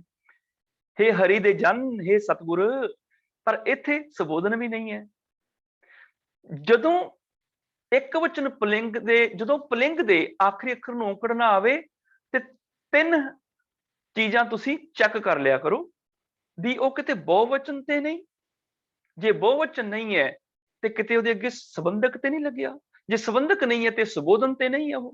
ਹੁਣ ਇੱਥੇ ਨਾ ਤੇ ਬਹੁਵਚਨ ਹੈ ਨਾ ਸੰਬੋਧਨ ਹੈ, ਸਤਗੁਰ ਅੱਗੇ ਲੁਪਤ ਸੰਬੰਧਕ ਆ ਗਿਆ, ਸਤਿਗੁਰੂ ਦੇ, ਸਤਿਗੁਰ ਸਾਚੇ ਨਾਮ ਪਰ, ਭਾਵ ਗੁਰੂ ਰਾਮਦਾਸ ਪਾਤਸ਼ਾਹ ਦੇ ਸੱਚੇ ਨਾਮ ਤੋਂ ਮੈਂ ਬਲਿਹਾਰ ਜਾਵਾਂ, ਕੁਰਬਾਨ ਜਾਵਾਂ, ਹੋਂ ਬਲ ਬਲ ਜਾਉ, ਮੈਂ ਸਦਕੇ ਜਾਵਾਂ, ਮੈਂ ਕੁਰਬਾਨ ਜਾਵਾਂ, ਸਤਿਗੁਰ ਸਾਚੇ ਨਾਮ ਪਰ, ਗੁਰੂ ਰਾਮਦਾਸ ਸਤਿਗੁਰੂ ਜੀ ਦੇ ਸੱਚੇ ਨਾਮ ਤੋਂ। ਇਹ ਜਿਹੜਾ ਪਰ ਸ਼ਬਦ ਹੈ ਇਹ ਸੰਬੰਧਕ ਹੈ, ਇਹ ਰਾਰੇ ਨੂੰ ਸਿਹਾਰੀ ਦੇ ਨਾਲ ਵੀ ਆ ਜਾਂਦਾ ਹੈ ਤੇ ਕਈ ਥਾਵਾਂ ਦੇ ਉੱਪਰ ਪੱਪਾ ਰਾਰਾ ਪਰ ਵੀ ਆ ਜਾਂਦਾ ਹੈ, ਸਿਹਾਰੀ ਤੋਂ ਬਿਨਾਂ ਵੀ ਆ ਜਾਂਦਾ ਹੈ। ਸਿਹਾਰੀ ਦੇ ਨਾਲ ਜਦੋਂ ਅਸੀਂ ਪੜ੍ਹਦੇ ਹਾਂ ਉੱਤੇ, ਜਿਵੇਂ ਪੰਚ ਦੂਤ ਮੂੰਡ ਪਰ ਠਾਂਡੇ, ਕੇਸ ਗਹੇ ਫੇਰਾਵਥੇ, ਮੂੰਡ ਪਰ ਮੈਨੇ ਮੂੰਡ ਉੱਤੇ, ਮੂੰਹ ਦੇ ਉੱਪਰ ਖੜੇ ਨੇ। ਪਰ ਇਹੀ ਪਰ ਸ਼ਬਦ ਜਿਹੜਾ ਕਈ ਵਾਰੀ ਬਿਨਾਂ ਸਿਹਾਰੀ ਤੋਂ ਵੀ ਆ ਜਾਂਦਾ ਹੈ। ਕਹੋ ਕਬੀਰ ਇਹ ਰਾਮ ਕੀ ਅੰਸ, ਜਸ ਕਾਗਦ ਪਰ ਮਿਟੇ ਨਾ ਮੰਸ, ਕਾਗਦ ਪਰ ਮੈਨੇ ਕਾਗਜ਼ ਉੱਤੇ, ਉੱਥੇ ਪੱਪਾ ਰਾਰਾ ਹੈ। ਇਸੇ ਤਰ੍ਹਾਂ ਇੱਥੇ ਵੀ ਪੱਪਾ ਰਾਰਾ ਹੈ, ਸਤਿਗੁਰੂ ਸਾਚੇ ਨਾਮ ਪਰ, ਸਤਿਗੁਰੂ ਦੇ ਸੱਚੇ ਨਾਮ ਤੋਂ। ਸੱਚਾ ਨਾਮ ਤੇ ਇੱਕੋ ਹੀ ਗੁਰੂ ਰਾਮਦਾਸ ਪਾਤਸ਼ਾਹ ਦਾ ਨਾਮ ਦੇ ਮੰਮੀ ਨੂੰ ਔਂਕੜ ਕਿਉਂ ਨਹੀਂ ਆਈ? ਹੁਣ ਇੱਥੇ ਪ੍ਰਗਟ ਸੰਬੰਧਕ ਆ ਗਿਆ ਪਰ ਨੇ ਨਾਮ ਦੇ ਮੰਮੀ ਦੀ ਔਂਕੜ ਖਤਮ ਕਰ ਦਿੱਤੀ, ਸਤਿਗੁਰੂ ਸਾਚੇ ਨਾਮ ਪਰ। ਇੱਥੇ ਹੋਰ ਵੀ ਆਪ ਜੀ ਨੂੰ ਦੱਸਦੇ ਹਾਂ, ਹੱਥ ਲਿਖਤ ਬੀੜਾਂ ਦੇ ਵਿੱਚ ਜਸ ਕਾਗਦ ਪਰ ਮਿਟੇ ਨਾ ਮੰਸ ਤੇ ਸਤਿਗੁਰੂ ਸਾਚੇ ਨਾਮ ਪਰ, ਦੋਨਾਂ ਥਾਵਾਂ ਤੇ ਪਰ ਦੇ ਰਾਰੇ ਨੂੰ ਸਿਹਾਰੀ ਮਿਲਦੀ ਹੈ। ਪਰ ਪ੍ਰਿੰਟਡ ਬੀੜਾਂ ਵਿੱਚ ਦੋਨਾਂ ਥਾਵਾਂ ਤੇ ਪੱਪਾ ਤੇ ਰਾਰਾ, ਰਾਰਾ ਮੁਕਤਾ ਮਿਲਦਾ ਹੈਗਾ। ਆਪ ਜੀ ਦੀ ਜਾਣਕਾਰੀ ਲਈ ਮੈਂ ਇਹ ਦੱਸ ਰਿਹਾ ਵਾਂ। ਕਵਨ ਉਪਮਾ ਦਿਓ, ਕਵਨ ਸੇਵਾ ਸਰਿਓ, ਏਕ ਮੁਖ ਰਸਨਾ ਰਸੋ, ਜੁਗ ਜੋਰ ਕਰ। ਕਵਨ ਉਪਮਾ ਦਿਓ, ਹੁਣ ਕਵਨ ਜਿਹੜਾ ਇਹ ਅਨਿਸ਼ਚਿਤ ਸੰਖਿਆਵਾਚੀ ਵਿਸ਼ੇਸ਼ਣ ਹੈ ਉਪਮਾ ਦਾ। ਹੁਣ ਕਵਨ ਦੇ ਨੰਨੇ ਨੂੰ ਕੁਝ ਵੀ ਨਹੀਂ ਆਇਆ, ਕਿਉਂ? ਕਿਉਂਕਿ ਇਸਤਰੀ ਲਿੰਗ ਦੇ ਵਿਸ਼ੇਸ਼ਣ ਜਿਹੜੇ ਨੇ ਔਂਕੜ ਤੋਂ ਬਿਨਾਂ ਆਉਂਦੇ ਨੇ। ਉਪਮਾ, ਉਪਮਾ ਹੁੰਦਾ ਹੈ ਕਿ ਉਪਮਾ ਹੁੰਦੀ, ਮੇਰਾ ਉਪਮਾ ਕਿ ਮੇਰੀ ਉਪਮਾ। ਜੇ ਕਹਾਂਗਾ ਨਾ ਮੇਰਾ ਉਪਮਾ, ਉਹ ਖਾਣ ਵਾਲਾ ਬਣ ਜਾਏਗਾ ਗੁਜਰਾਤੀ ਖਾਣਾ, ਪਰ ਮੇਰੀ ਉਪਮਾ ਮੈਨੇ ਉਸਤਤ। ਉਪਮਾ ਇਸਤਰੀ ਲਿੰਗ ਹੋਣ ਕਰਕੇ ਉਹਦਾ ਵਿਸ਼ੇਸ਼ਣ ਕਵਨ ਵੀ ਜਿਹੜਾ ਨੰਨੇ ਦੀ ਔਂਕੜ ਤੋਂ ਬਿਨਾਂ ਆ ਗਿਆ। ਦਿਓ ਕਿਰਿਆ ਫਿਰ ਊੜੇ ਨੂੰ ਔਂਕੜ ਨਾਲ ਆ ਗਈ, ਇਹਦਾ ਮਤਲਬ ਮੈਂ ਦਿਆਂ। ਕਵਨ ਉਪਮਾ ਦਿਓ, ਮੈਂ ਕਿਹੜੀ ਉਪਮਾ ਦਿਆਂ, ਮੈਂ ਕਿਹੜੀ ਸਿਫਤ ਦਿਆਂ, ਮੈਂ ਕੀ ਆਖਾਂ। ਮੇਰੇ ਕੋਲ ਸ਼ਬਦ ਨਹੀਂ ਹਨ ਕਿ ਗੁਰੂ ਰਾਮਦਾਸ ਪਾਤਸ਼ਾਹ ਦੀ ਸਿਫਤ ਆਖਾਂ ਮੈਂ। ਕਵਨ ਉਪਮਾ ਦਿਓ, ਭਟਨਾਲ ਜੀ ਆਖਦੇ ਨੇ ਮੈਂ ਕਿਹੜੀ ਉਪਮਾ ਦਿਆਂ। ਕਵਨ ਸੇਵਾ ਸਰਿਓ, ਹੁਣ ਇੱਥੇ ਪਤਾ ਲੱਗ ਗਿਆ ਹੋਏਗਾ ਵੀ ਇੱਥੇ ਕਵਨ ਦੇ ਨੰਨੇ ਨੂੰ ਔਂਕੜ ਕਿਉਂ ਨਹੀਂ ਆਈ, ਕਿਉਂਕਿ ਇਹ ਵੀ ਇਸਤਰੀ ਲਿੰਗ ਦਾ ਵਿਸ਼ੇਸ਼ਣ ਹੈ ਸੇਵਾ ਦਾ। ਸੇਵਾ ਹੁੰਦਾ ਕਿ ਸੇਵਾ ਹੁੰਦੀ? ਸੇਵਾ ਹੁੰਦੀ, ਇਹਦਾ ਮਤਲਬ ਇਸਤਰੀ ਲਿੰਗ ਹੈ। ਮੇਰਾ ਸੇਵਾ ਕਿ ਮੇਰੀ ਸੇਵਾ? ਮੇਰੀ, ਜੇ ਮੇਰੀ ਲੱਗ ਗਿਆ ਤੇ ਇਸਤਰੀ ਲਿੰਗ ਹੈ। ਉਸ ਸੇਵਾ ਇਸਤਰੀ ਲਿੰਗ ਸ਼ਬਦ ਦਾ ਵਿਸ਼ੇਸ਼ਣ ਕਵਨ, ਨੰਨਾ ਮੁਕਤਾ ਆ ਗਿਆ। ਕਵਨ ਉਪਮਾ ਦਿਓ, ਭਟਨਾਲ ਜੀ ਕਹਿੰਦੇ ਨੇ ਮੈਂ ਕਿਹੜੀ ਉਪਮਾ ਦਿਆਂ ਗੁਰੂ ਰਾਮਦਾਸ ਪਾਤਸ਼ਾਹ ਨੂੰ, ਕਿਹੜੀ ਸਿਫਤ ਆਖਾਂ। ਕਵਨ ਸੇਵਾ ਕਰਿਓ, ਤੇ ਮੈਂ ਕਿਹੜੀ ਸੇਵਾ, ਕਵਨ ਸੇਵਾ ਸਰਿਓ, ਮੈਂ ਕਿਹੜੀ ਸੇਵਾ ਕਰਾਂ। ਸਰਿਓ ਮੈਨੇ ਮੈਂ ਕਰਾਂ, ਮੈਂ ਕਿਹੜੀ ਸੇਵਾ ਕਰਾਂ। ਏਕ ਮੁਖ ਰਸਨਾ ਰਸੋ, ਜੁਗ ਜੋਰ ਕਰ।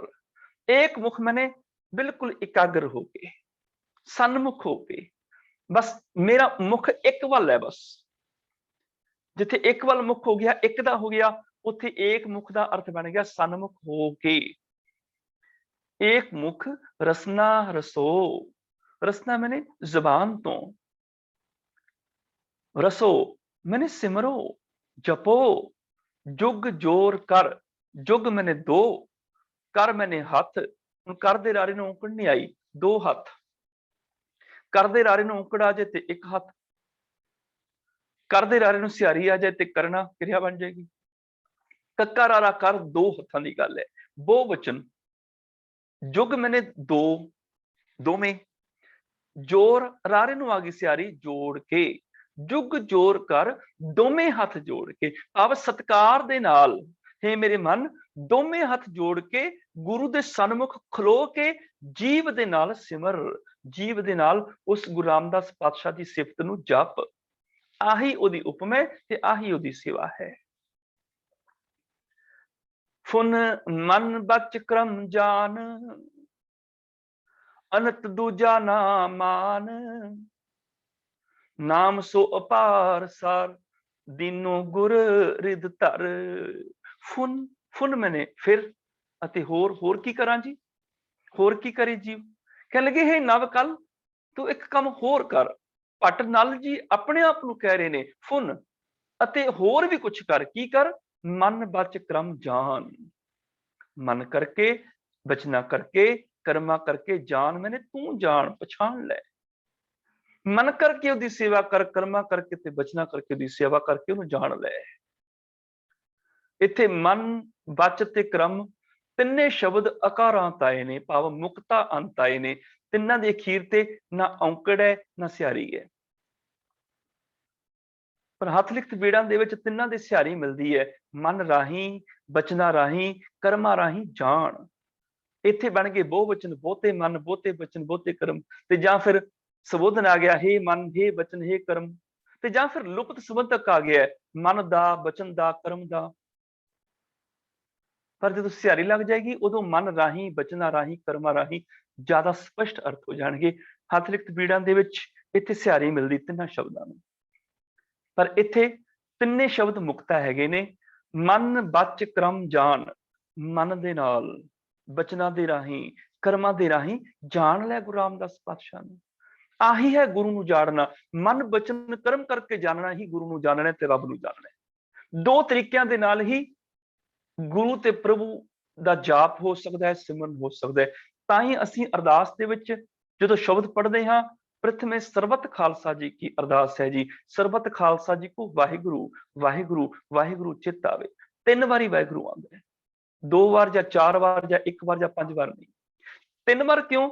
ਮਨ ਕਰਕੇ ਵਾਹਿਗੁਰੂ, ਕਰਮਾ ਕਰਕੇ ਵਾਹਿਗੁਰੂ ਤੇ ਬਚਨਾ ਕਰਕੇ ਵਾਹਿਗੁਰੂ। ਮਨ ਕਰਕੇ, ਕਰਮਾ ਕਰਕੇ, ਬਚਨਾ ਕਰਕੇ ਨੂੰ ਚੇਤੇ ਕਰ, ਨੂੰ ਯਾਦ ਕਰ। ਬਚਨਾ ਕਰਕੇ ਕਿਵੇਂ ਕੋਈ ਚੇਤੇ ਕਰੇ? ਬਚਨਾ ਕਰਕੇ ਮਨੋਂ ਕੋਈ ਕਹਿ ਤੇ ਰਿਹਾ ਜ਼ਬਾਨ ਤੋਂ ਵਾਹਿਗੁਰੂ, ਵਾਹਿਗੁਰੂ, ਵਾਹਿਗੁਰੂ, ਦਾਲਾ ਵਾਹਿਗੁਰੂ, ਪ੍ਰਸ਼ਾਦਾ ਵਾਹਿਗੁਰੂ, ਉਹ ਕਹਿ ਤੇ ਰਿਹਾ ਹੈ। ਪਰ ਜਦੋਂ ਉਹ ਸੇਵਾ ਖਤਮ ਕਰਕੇ ਬਾਹਰ ਨਿਕਲਦਾ ਹੈ, ਇਹਨੂੰ ਕੋਈ ਰਸਤਾ ਪੁੱਛ ਲੈਂਦਾ, ਭਾਈ ਸਾਹਿਬ ਰਸਤਾ ਕਿੱਧਰ ਨੂੰ ਜਾਂਦਾ ਹੈ, ਤੇ ਉਹਨੂੰ ਟੁੱਟ ਕੇ ਪੈ ਜਾਂਦਾ, ਕਹਿਰ ਭਰੀ ਬੋਲੀ ਬੋਲਦਾ, ਅੰਨਾ ਹੋਇਆ ਐਡਾ ਵੱਡਾ ਬੋਰਡ ਲੱਗਿਆ ਦਿਸਦਾ ਨਹੀਂ, ਰਸਤਾ ਕਿੱਧਰ ਨੂੰ ਜਾਂਦਾ, ਕਿੱਥੇ ਗਿਆ ਬਚਨਾ ਕਰਕੇ। ਬਚਨਾ ਕਰਕੇ ਉਦੋਂ ਜਾਣਾਂਗੇ ਜਦੋਂ ਜ਼ੁਬਾਨ ਕਿਸੇ ਨੂੰ ਮਾੜਾ ਬੋਲਣ ਲੱਗੇਗੀ, ਵਾਹਿਗੁਰੂ ਚਿੱਤ ਆਵੇ, ਯਾਦ ਆ ਜਾਏ, ਆਪਣਾ ਗੁਰੂ ਯਾਦ ਆ ਜਾਏ, ਬਾਣੀ ਯਾਦ ਆ ਜਾਏ। ਮੇਰੇ ਗੁਰੂ ਨੇ ਕਿਹਾ ਸੀ ਗੰਢ ਪ੍ਰੀਤੀ ਮਿੱਠੇ ਬੋਲ, ਮੇਰੇ ਗੁਰੂ ਨੇ ਕਿਹਾ ਸੀ ਮਿੱਠਾ ਬੋਲੀ। ਭਾਈ ਸਾਹਿਬ ਜੀ ਇਹ ਰਸਤਾ ਇੱਧਰ ਨੂੰ ਜਾਂਦਾ ਹੈ, ਦੇਖੋ ਬੋਰਡ ਵੀ ਲੱਗਿਆ, ਇਹਦੀ ਗੱਲ ਸੀ। ਜੇ ਬਾਣੀ ਪੜ੍ਹ ਕੇ ਫਿਰ ਨਿੰਦਿਆ ਚੁਗਲੀ ਕਰਨੀ ਹੈ, ਝੂਠ ਬੋਲਣਾ, ਘਰੇ ਬੱਚਿਆਂ ਨੂੰ ਝਿੜਕਾਂ ਮਾਰੀ ਜਾਣੀਆਂ ਨੇ, ਲੋਕਾਂ ਨੂੰ ਬੁਰਾ ਕਹੀ ਜਾਣਾ ਹੈ, ਫਿਰ ਬਚਨਾ ਕਰਕੇ ਸਿਮਰਨ ਹੋਇਆ ਨਹੀਂ, ਗੁਰੂ ਦਾ, ਬਾਣੀ ਦਾ ਸਿਮਰਨ ਹੋਇਆ ਨਹੀਂ। ਜਿਸ ਦਿਨ ਜ਼ਬਾਨ ਕਿਸੇ ਨੂੰ ਮਾੜਾ ਕਹਿਣ ਲੱਗੇ, ਬਚਨਾ ਕਰਕੇ ਵਾਹਿਗੁਰੂ ਚਿੱਤ ਆਵੇ, ਯਾਦ ਆ ਜਾਏ, ਵਾਹ ਗੁਰੂ ਤੂੰ ਮੇਰੀ ਜ਼ਿੰਦਗੀ ਬਦਲੀ ਹੋਈ ਹੈ, ਮੈਂ ਆਪਣੀ ਜ਼ਬਾਨ ਨੂੰ ਖਰਾਬ ਨਹੀਂ ਕਰਨਾ। ਉੱਥੇ ਬਚਨਾ ਕਰਕੇ ਸਿਮਰ ਲਿਆ ਗੁਰੂ ਨੂੰ ਤੁਸੀਂ। ਕਰਮਾ ਕਰਕੇ ਕਿਵੇਂ ਗੁਰੂ ਨੂੰ ਸਿਮਰਾਂਗੇ? ਹੁਣ ਸੇਵਾਦਾਰ ਸੇਵਾ ਤੇ ਕਰ ਰਿਹਾ, ਦਾਲਾ ਵਾਹਿਗੁਰੂ, ਦਾਲਾ ਵਾਹਿਗੁਰੂ, ਦਾਲਾ ਵਾਹਿਗੁਰੂ। ਉਹਨੇ ਦੇਖਿਆ ਕੋਈ ਨੰਗੇ ਸਿਰ ਬੰਦਾ ਲੰਗਰ ਹਾਲ ਚ ਤੁਰਿਆ ਆ ਰਿਹਾ, ਉੱਥੇ ਹੀ ਬਾਲਟੀ ਰੱਖ ਦਿੱਤੀ, ਕੜਛੀ ਤੇ ਹੱਥ ਚ ਫੜੀ ਹੋਈ ਸੀ, ਮਾਰਨ ਨੂੰ ਦੌੜਿਆ, ਤੇ ਦਿਸਦਾ ਨਹੀਂ ਅੰਨੇ ਸਿਰ ਆ ਗਿਆ, ਨੰਗੇ ਸਿਰ ਆ ਗਿਆ, ਕੜਛੀ ਲੈ ਕੇ ਉਹਨੂੰ ਮਾਰਨ ਨੂੰ ਦੌੜਿਆ, ਬੰਦੇ ਨੇ ਬਾਹਰ ਭੱਜ ਕੇ ਜਾਨ ਬਚਾਈ। ਕਹਿਣ ਲੱਗਾ ਪਹਿਲੀ ਵਾਰ ਆਇਆ ਸੀ ਗੁਰਦੁਆਰੇ, ਪਤਾ ਤੇ ਨਹੀਂ ਸੀ ਵੀ ਮਰਿਆਦਾ ਕੀ, ਪਹਿਲੀ ਵਾਰ ਗਿਆ ਸੀ, ਸੁਣਿਆ ਸੀ ਇੱਥੇ ਰੱਬ ਰਹਿੰਦਾ ਹੈ, ਪਰ ਇੱਥੇ ਤੇ ਸ਼ੈਤਾਨ ਵਸਦੇ ਨੇ, ਮੈਨੂੰ ਮਾਰਨ ਨੂੰ ਦੌੜੇ ਨੇ। ਚਾਹੀਦਾ ਕੀ ਸੀ? ਕਰਮਾ ਕਰਕੇ ਉਦੋਂ ਗੁਰੂ ਨੂੰ ਜਾਣਾਂਗੇ ਜਦੋਂ ਹੱਥ ਕਿਸੇ ਨੂੰ ਮਾਰਨ ਲੱਗਣ, ਵਾਹਿਗੁਰੂ ਚਿੱਤ ਆਵੇ। ਕਰਮਾ ਕਰਕੇ ਗੁਰੂ ਚਿੱਤੇ ਆ ਜਾਏ ਵੀ ਮੇਰਾ ਗੁਰੂ ਕੀ ਕਹਿੰਦਾ, ਕਿਸ ਨੂੰ ਮਾਰੀ ਨਾ, ਮੇਰਾ ਗੁਰੂ ਕਹਿੰਦਾ ਹੱਥਾਂ ਨਾਲ ਸੇਵਾ ਕਰੀ। ਉਦੋਂ ਕੀ ਚਾਹੀਦਾ ਸੀ? ਬਾਲਟੀ ਰੱਖ ਕੇ ਦਾਲ ਦੀ ਉਸ ਬੰਦੇ ਕੋਲ ਜਾ ਕੇ ਕਿਹਾ ਜਾਂਦਾ, ਜੀ ਆਇਆਂ ਨੂੰ, ਲੱਗਦਾ ਪਹਿਲੀ ਵਾਰ ਆਇਓ, ਤੁਹਾਨੂੰ ਮਰਿਆਦਾ ਦਾ ਪਤਾ ਨਹੀਂ ਹੈ, आओ तुहाडे सिर ते रुमाल बन्नदे आ, इत्थे सिर ढक के आईदा। ਉਹਦੇ ਅੱਗੇ ਥਾਲੀ ਰੱਖੋ, ਬੈਠ ਕੇ ਪ੍ਰਸ਼ਾਦਾ ਛਕੋ। ਜੂਠਾ ਥਾਲ ਉਹਦਾ ਚੁੱਕੋ ਕਿ ਪਹਿਲੀ ਵਾਰ ਆਇਆ, ਤੁਹਾਨੂੰ ਪਤਾ ਨਹੀਂ ਭਾਂਡੇ ਕਿੱਥੇ ਧੋਈਦੇ ਨੇ, ਮੈਂ ਧੋ ਦੇਣਾ ਤੁਹਾਡਾ ਥਾਲ। ਉੱਪਰ ਦਰਬਾਰ 'ਚ ਚਲੇ ਜਾਓ, ਜਾ ਕੇ ਬਾਣੀ ਸੁਣੋ। ਹੱਥ ਕਿਸੇ ਨੂੰ ਮਾਰਨ ਲੱਗਣ, ਕਿਸੇ ਦੀ ਜੇਬ ਕੱਟਣ ਲੱਗਣ, ਵਾਹਿਗੁਰੂ ਚਿੱਤ ਆਵੇ, ਹੱਥ ਪਿੱਛੇ ਰੁਕ ਜਾਣ, ਹੱਥ ਉਹਦੀ ਸੇਵਾ ਕਰਨ। ਇਹ ਕਰਮਾਂ ਦੇ ਵਿੱਚ ਵਾਹਿਗੁਰੂ ਆ ਜਾਂਦਾ ਹੈ। ਵਾਹਿਗੁਰੂ ਚਿੱਤ ਆਵੇ ਕਰਮ ਕਰਨ ਲੱਗਿਆ। ਸਾਡੇ ਗੁਰਦੁਆਰਿਆਂ ਦੇ ਵਿੱਚ ਲੰਗਰ ਗਰਮ ਹੋਣਾ ਚਾਹੀਦਾ ਹੈ ਤੇ ਸੇਵਾਦਾਰ ਠੰਡੇ ਹੋਣੇ ਚਾਹੀਦੇ ਨੇ। ਪਰ ਹੁੰਦਾ ਉਲਟ ਹੈ, ਲੰਗਰ ਠੰਡਾ ਹੁੰਦਾ ਹੈ ਤੇ ਸੇਵਾਦਾਰ ਗਰਮ ਹੁੰਦੇ ਨੇ।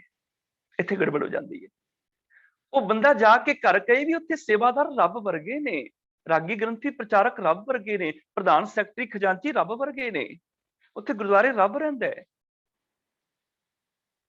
ਏਦਾਂ ਦਾ ਜੀਵਨ ਹੋਣਾ ਚਾਹੀਦਾ ਹੈ। ਤੇ ਮਨ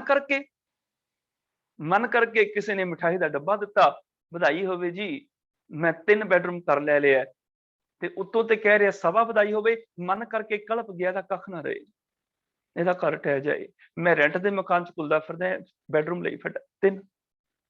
ਉਹ ਕਹਿੰਦਾ ਮੈਂ ਮਰਸਡੀ ਗੱਡੀ ਲੈ ਲਈ, ਮਨ ਕਲਪ ਗਿਆ, ਮੈਂ ਮਾਈਕਰਾ 'ਚ ਘੁਲਦਾ ਫਿਰਦਾ, ਮਰਸਡੀ ਗੱਡੀ ਲੈ ਕੇ ਤੁਰਿਆ ਫਿਰਦਾ, ਇਹਦਾ ਐਕਸੀਡੈਂਟ ਹੋ ਜਾਏ। ਮਨ ਜਦੋਂ ਬੁਰਾ ਬੋਲਣ ਲੱਗੇ, ਵਾਹਿਗੁਰੂ ਚਿੱਤ ਆਵੇ, ਯਾਦ ਆ ਜਾਏ ਗੁਰੂ ਦੀ ਬਾਣੀ ਕਿ ਮਨਾ ਕਿਸੇ ਦਾ ਬੁਰਾ ਨਾ ਸੋਚੀ, ਭਲਾ ਸੋਚੀ, ਸਭ ਦਾ ਭਲਾ ਸੋਚੀ। ਤੇ ਜਦੋਂ ਕੋਈ ਇਸ ਤਰ੍ਹਾਂ ਸੋਚੇਗਾ ਨਾ, ਮਨ ਬਚਨ ਕਰਮ ਦਾ ਸਿਮਰਨ ਇਸ ਤਰ੍ਹਾਂ ਕਰੇਗਾ, ਤੇ ਉਹਦਾ ਫਲ ਕੇਵਲ ਇਹਨੂੰ ਹੀ ਨਹੀਂ ਮਿਲੇਗਾ, ਦੂਜੇ ਨੂੰ ਵੀ ਮਿਲੇਗਾ। ਮਿੱਠਾ ਬੋਲੇਗਾ, ਦੂਜਾ ਵੀ ਖੁਸ਼ ਹੋਏਗਾ। ਹੱਥੀਂ ਉਹਦੀ ਸੇਵਾ ਕਰੇਗਾ, ਦੂਜੇ ਦਾ ਵੀ ਭਲਾ ਹੋਏਗਾ। ਮਨ ਕਰਕੇ ਚੰਗਾ ਸੋਚੇਗਾ, ਸਮਾਜ ਦੇ ਭਲੇ ਦੇ ਕਾਰਜ ਕਰੇਗਾ। ਗੁਰਬਾਣੀ 'ਚ ਇਸ ਤਰ੍ਹਾਂ ਦੀਆਂ ਬਹੁਤ ਸਾਰੀਆਂ ਤੁਕਾਂ ਨੇ ਵੀ ਸਿਮਰਨ ਕਿਵੇਂ ਕਰਨਾ ਹੈ। ਮਨ ਬਚ ਕਰਮ ਜੇ ਤੁਧ ਅਰਾਧੇ, ਸੇ ਸਭੇ ਫਲ ਪਾਵੇਂ। ਮਨ ਬਚ ਕਰਮ ਪ੍ਰਭ ਆਪਣਾ ਧਿਆਈ, ਨਾਨਕ ਦਾਸ ਤੇਰੀ ਸ਼ਰਨਾਈ। ਮਨ ਬਚ ਕਰਮ ਗੋਬਿੰਦ ਆਧਾਰ, ਤਾਤੇ ਛੁਟਿਓ ਬਿਖ ਸੰਸਾਰ। ਮਨ ਬਚ ਕਰਮ ਜੇ ਆਪ ਜਨਾਈ, ਨਾਨਕ ਤੇ ਮਤ ਪ੍ਰਗਟੀ ਆਈ। ਮਨ ਬਚ ਕਰਮ ਅਰਾਧੇ ਹਰ ਹਰ, ਸਾਧ ਸੰਗ ਸੁਖ ਪਾਇਆ। ਮਨ ਬਚ ਕਰਮ ਪ੍ਰਭ ਏਕ ਧਿਆਏ, ਸਰਬ ਫਲਾ ਸੋਈ ਜਨ ਪਾਏ। ਸ੍ਰੀ ਗੁਰੂ ਸਾਹਿਬ ਸਭ ਉੱਪਰ, ਮਨ ਬਚ ਕਰਮ ਸੇਵੀਏ ਸੱਚਾ। ਮਨ ਬਚ ਕਰਮ ਅਰਾਧੇ ਕਰਤਾ, ਤਿਸ ਨਾਹੀ ਕਦੇ ਸਜਾਈ ਹੈ। ਮਨ ਬਚ ਕਰਮ ਰਾਮ ਨਾਮ ਚਿਤਾਰੀ, ਘੁੰਮਰ ਘੇੜ ਮਹਾ ਅਤ ਬਿਖੜੀ, ਗੁਰਮੁਖ ਨਾਨਕ ਪਾਰ ਉਤਾਰੀ। ਬਹੁਤ ਥਾਵਾਂ ਤੇ ਮਨ ਬਚ ਕਰਮ ਇਹ ਸ਼ਬਦ ਆਇਆ ਗੁਰਬਾਣੀ ਵਿੱਚ। ਮਨ ਕਰਕੇ, ਬਚਨਾ ਕਰਕੇ, ਕਰਮਾ ਕਰਕੇ, ਜਦੋਂ ਤੂੰ ਵਾਹਿਗੁਰੂ ਚੇਤੇ ਕਰੇਗਾ, ਫੁਨ ਮਨ ਬਚ ਕਰਮ ਜਾਨ। ਮਨ ਕਰਕੇ, ਬਚਨਾ ਕਰਕੇ, ਕਰਮਾ ਕਰਕੇ ਗੁਰੂ ਨੂੰ ਜਾਣ ਲੈ, ਉਹਦੇ ਗਿਆਨ ਨਾਲ ਸਾਂਝ ਪਾ ਲੈ। ਉਦੋਂ ਕੀ ਹੋਏਗਾ? ਚਿੱਤ ਆਵਨ ਕਾ ਸਦਕਾ ਸਰਬ ਸੁਖ ਹੋਵੇ। ਕੱਲਾ ਤੂੰ ਸੁਖੀ ਨਹੀਂ ਹੋਏਗਾ, ਦੂਜਿਆਂ ਨੂੰ ਵੀ ਸੁਖ ਮਿਲ ਜਾਏਗਾ, ਦੂਜਿਆਂ ਨੂੰ ਵੀ ਖੁਸ਼ੀ ਮਿਲ ਜਾਏਗੀ, ਦੂਜਿਆਂ ਦਾ ਵੀ ਭਲਾ ਹੋ ਜਾਏਗਾ। ਅਨੰਤ ਨਾ ਅਨੰਤ ਦੂਜਾ ਨਾ ਮਾਨ। ਅਨੰਤ ਮੈਨੇ ਕੋਈ, ਦੂਸਰਾ अन्य, अन्य ਤੋਂ ਲਫ਼ਜ਼ ਬਣਿਆ ਅਨੰਤ। अन्य ਮੈਨੇ ਹੋਰ, ਦੂਜਾ, ਦੂਜਾ ਹੋਰ, ਦੂਜਾ ਕੋਈ ਹੋਰ। ਨਾ ਮਾਨ, ਨਾ ਮਾਨ ਮੈਨੇ ਤੂੰ ਮਨ, ਭਾਵ ਨਾ ਮੰਨ। ਇੱਕ ਨੂੰ ਛੱਡ ਕੇ ਦੂਜੇ ਨੂੰ ਮੰਨਣਾ ਨਾ ਸ਼ੁਰੂ ਕਰ ਦੇਈ। ਇੱਕ ਪ੍ਰਭੂ ਗੁਰ ਪਰਮੇਸ਼ਰ ਨੂੰ ਛੱਡ ਕੇ ਦੂਜੇ ਪਾਸੇ ਨਾ ਤੁਰ ਪਈ। ਦਵੈਸ਼ ਵਿੱਚ ਨਾ ਪੈ ਜਾਈ। ਨਾਮ ਸੋ ਅਪਾਰ ਸਾਰ। ਨਾਮ ਦੇ ਮੰਮੀ ਨੂੰ ਆ ਗਈ ਔਂਕੜ। ਇੱਕ ਵਚਨ ਪੁਲਿੰਗ ਨਾਮ। ਜਿਹੜਾ ਨਾਮ ਹੈ ਉਹ ਕੀ ਹੈ? ਸੋ ਅਪਾਰ। ਕਿਉਂਕਿ ਇੱਕ ਹੈ ਨਾ, ਤਾਂ ਸੋ ਆ ਗਿਆ। ਜੇ ਬਹੁਤੇ ਹੁੰਦੇ ਨਾਮ ਫਿਰ ਆਣਾ ਸੀ ਸੇ ਜਾਂ ਸੇਈ, ਪਰ ਇੱਕ ਇਸ ਕਰਕੇ ਆ ਗਿਆ ਸੋ। ਨਾਮ ਸੋ ਅਪਾਰ ਸਾਰ। ਅਪਾਰ ਮੈਨੇ ਜਿਹਦਾ ਪਾਰਲਾ ਬੰਨਾ ਨਹੀਂ ਹੈ। ਇੱਥੇ ਸਾਰ ਦਾ ਮਤਲਬ ਹੈ ਸ੍ਰੇਸ਼ਟ। ਉਹ ਨਾਮ ਜਿਹੜਾ ਸ੍ਰੇਸ਼ਟ ਹੈ, ਉਹ ਨਾਮ ਜਿਹੜਾ ਅਪਾਰ ਹੈ। ਨਾਮ ਨਾਉਨ ਦੇ ਇੱਥੇ ਦੋ ਵਿਸ਼ੇਸ਼ਣ ਨੇ, ਅਪਾਰ ਤੇ ਸਾਰ। ਉਹ ਨਾਮ ਜਿਹਦਾ ਪਾਰਲਾ ਬੰਨਾ ਨਹੀਂ ਹੈ, ਨਾਮ ਦਾ ਅੰਤ ਨਹੀਂ ਪੈ ਸਕਦਾ। ਉਹ ਨਾਮ ਜਿਹੜਾ ਸ੍ਰੇਸ਼ਟ ਹੈ। ਦੀਨੋ ਗੁਰ ਰਿਦ ਧਰ। ਦੀਨੋ ਮੈਨੇ ਦੇ ਦਿੱਤਾ। ਗੁਰ ਦੇ ਰਾਰੇ ਨੂੰ ਆ ਗਈ ਸਿਆਰੀ। ਗੁਰੂ ਨੇ, ਭਾਵ ਗੁਰੂ ਰਾਮਦਾਸ ਪਾਤਸ਼ਾਹ ਜੀ ਨੇ, ਰਿਦ ਧਰ, ਰਿਦ ਦਾ ਹਿਰਦੇ ਦਾ ਆਸਰਾ, ਧਰ ਮੈਨੇ ਆਸਰਾ।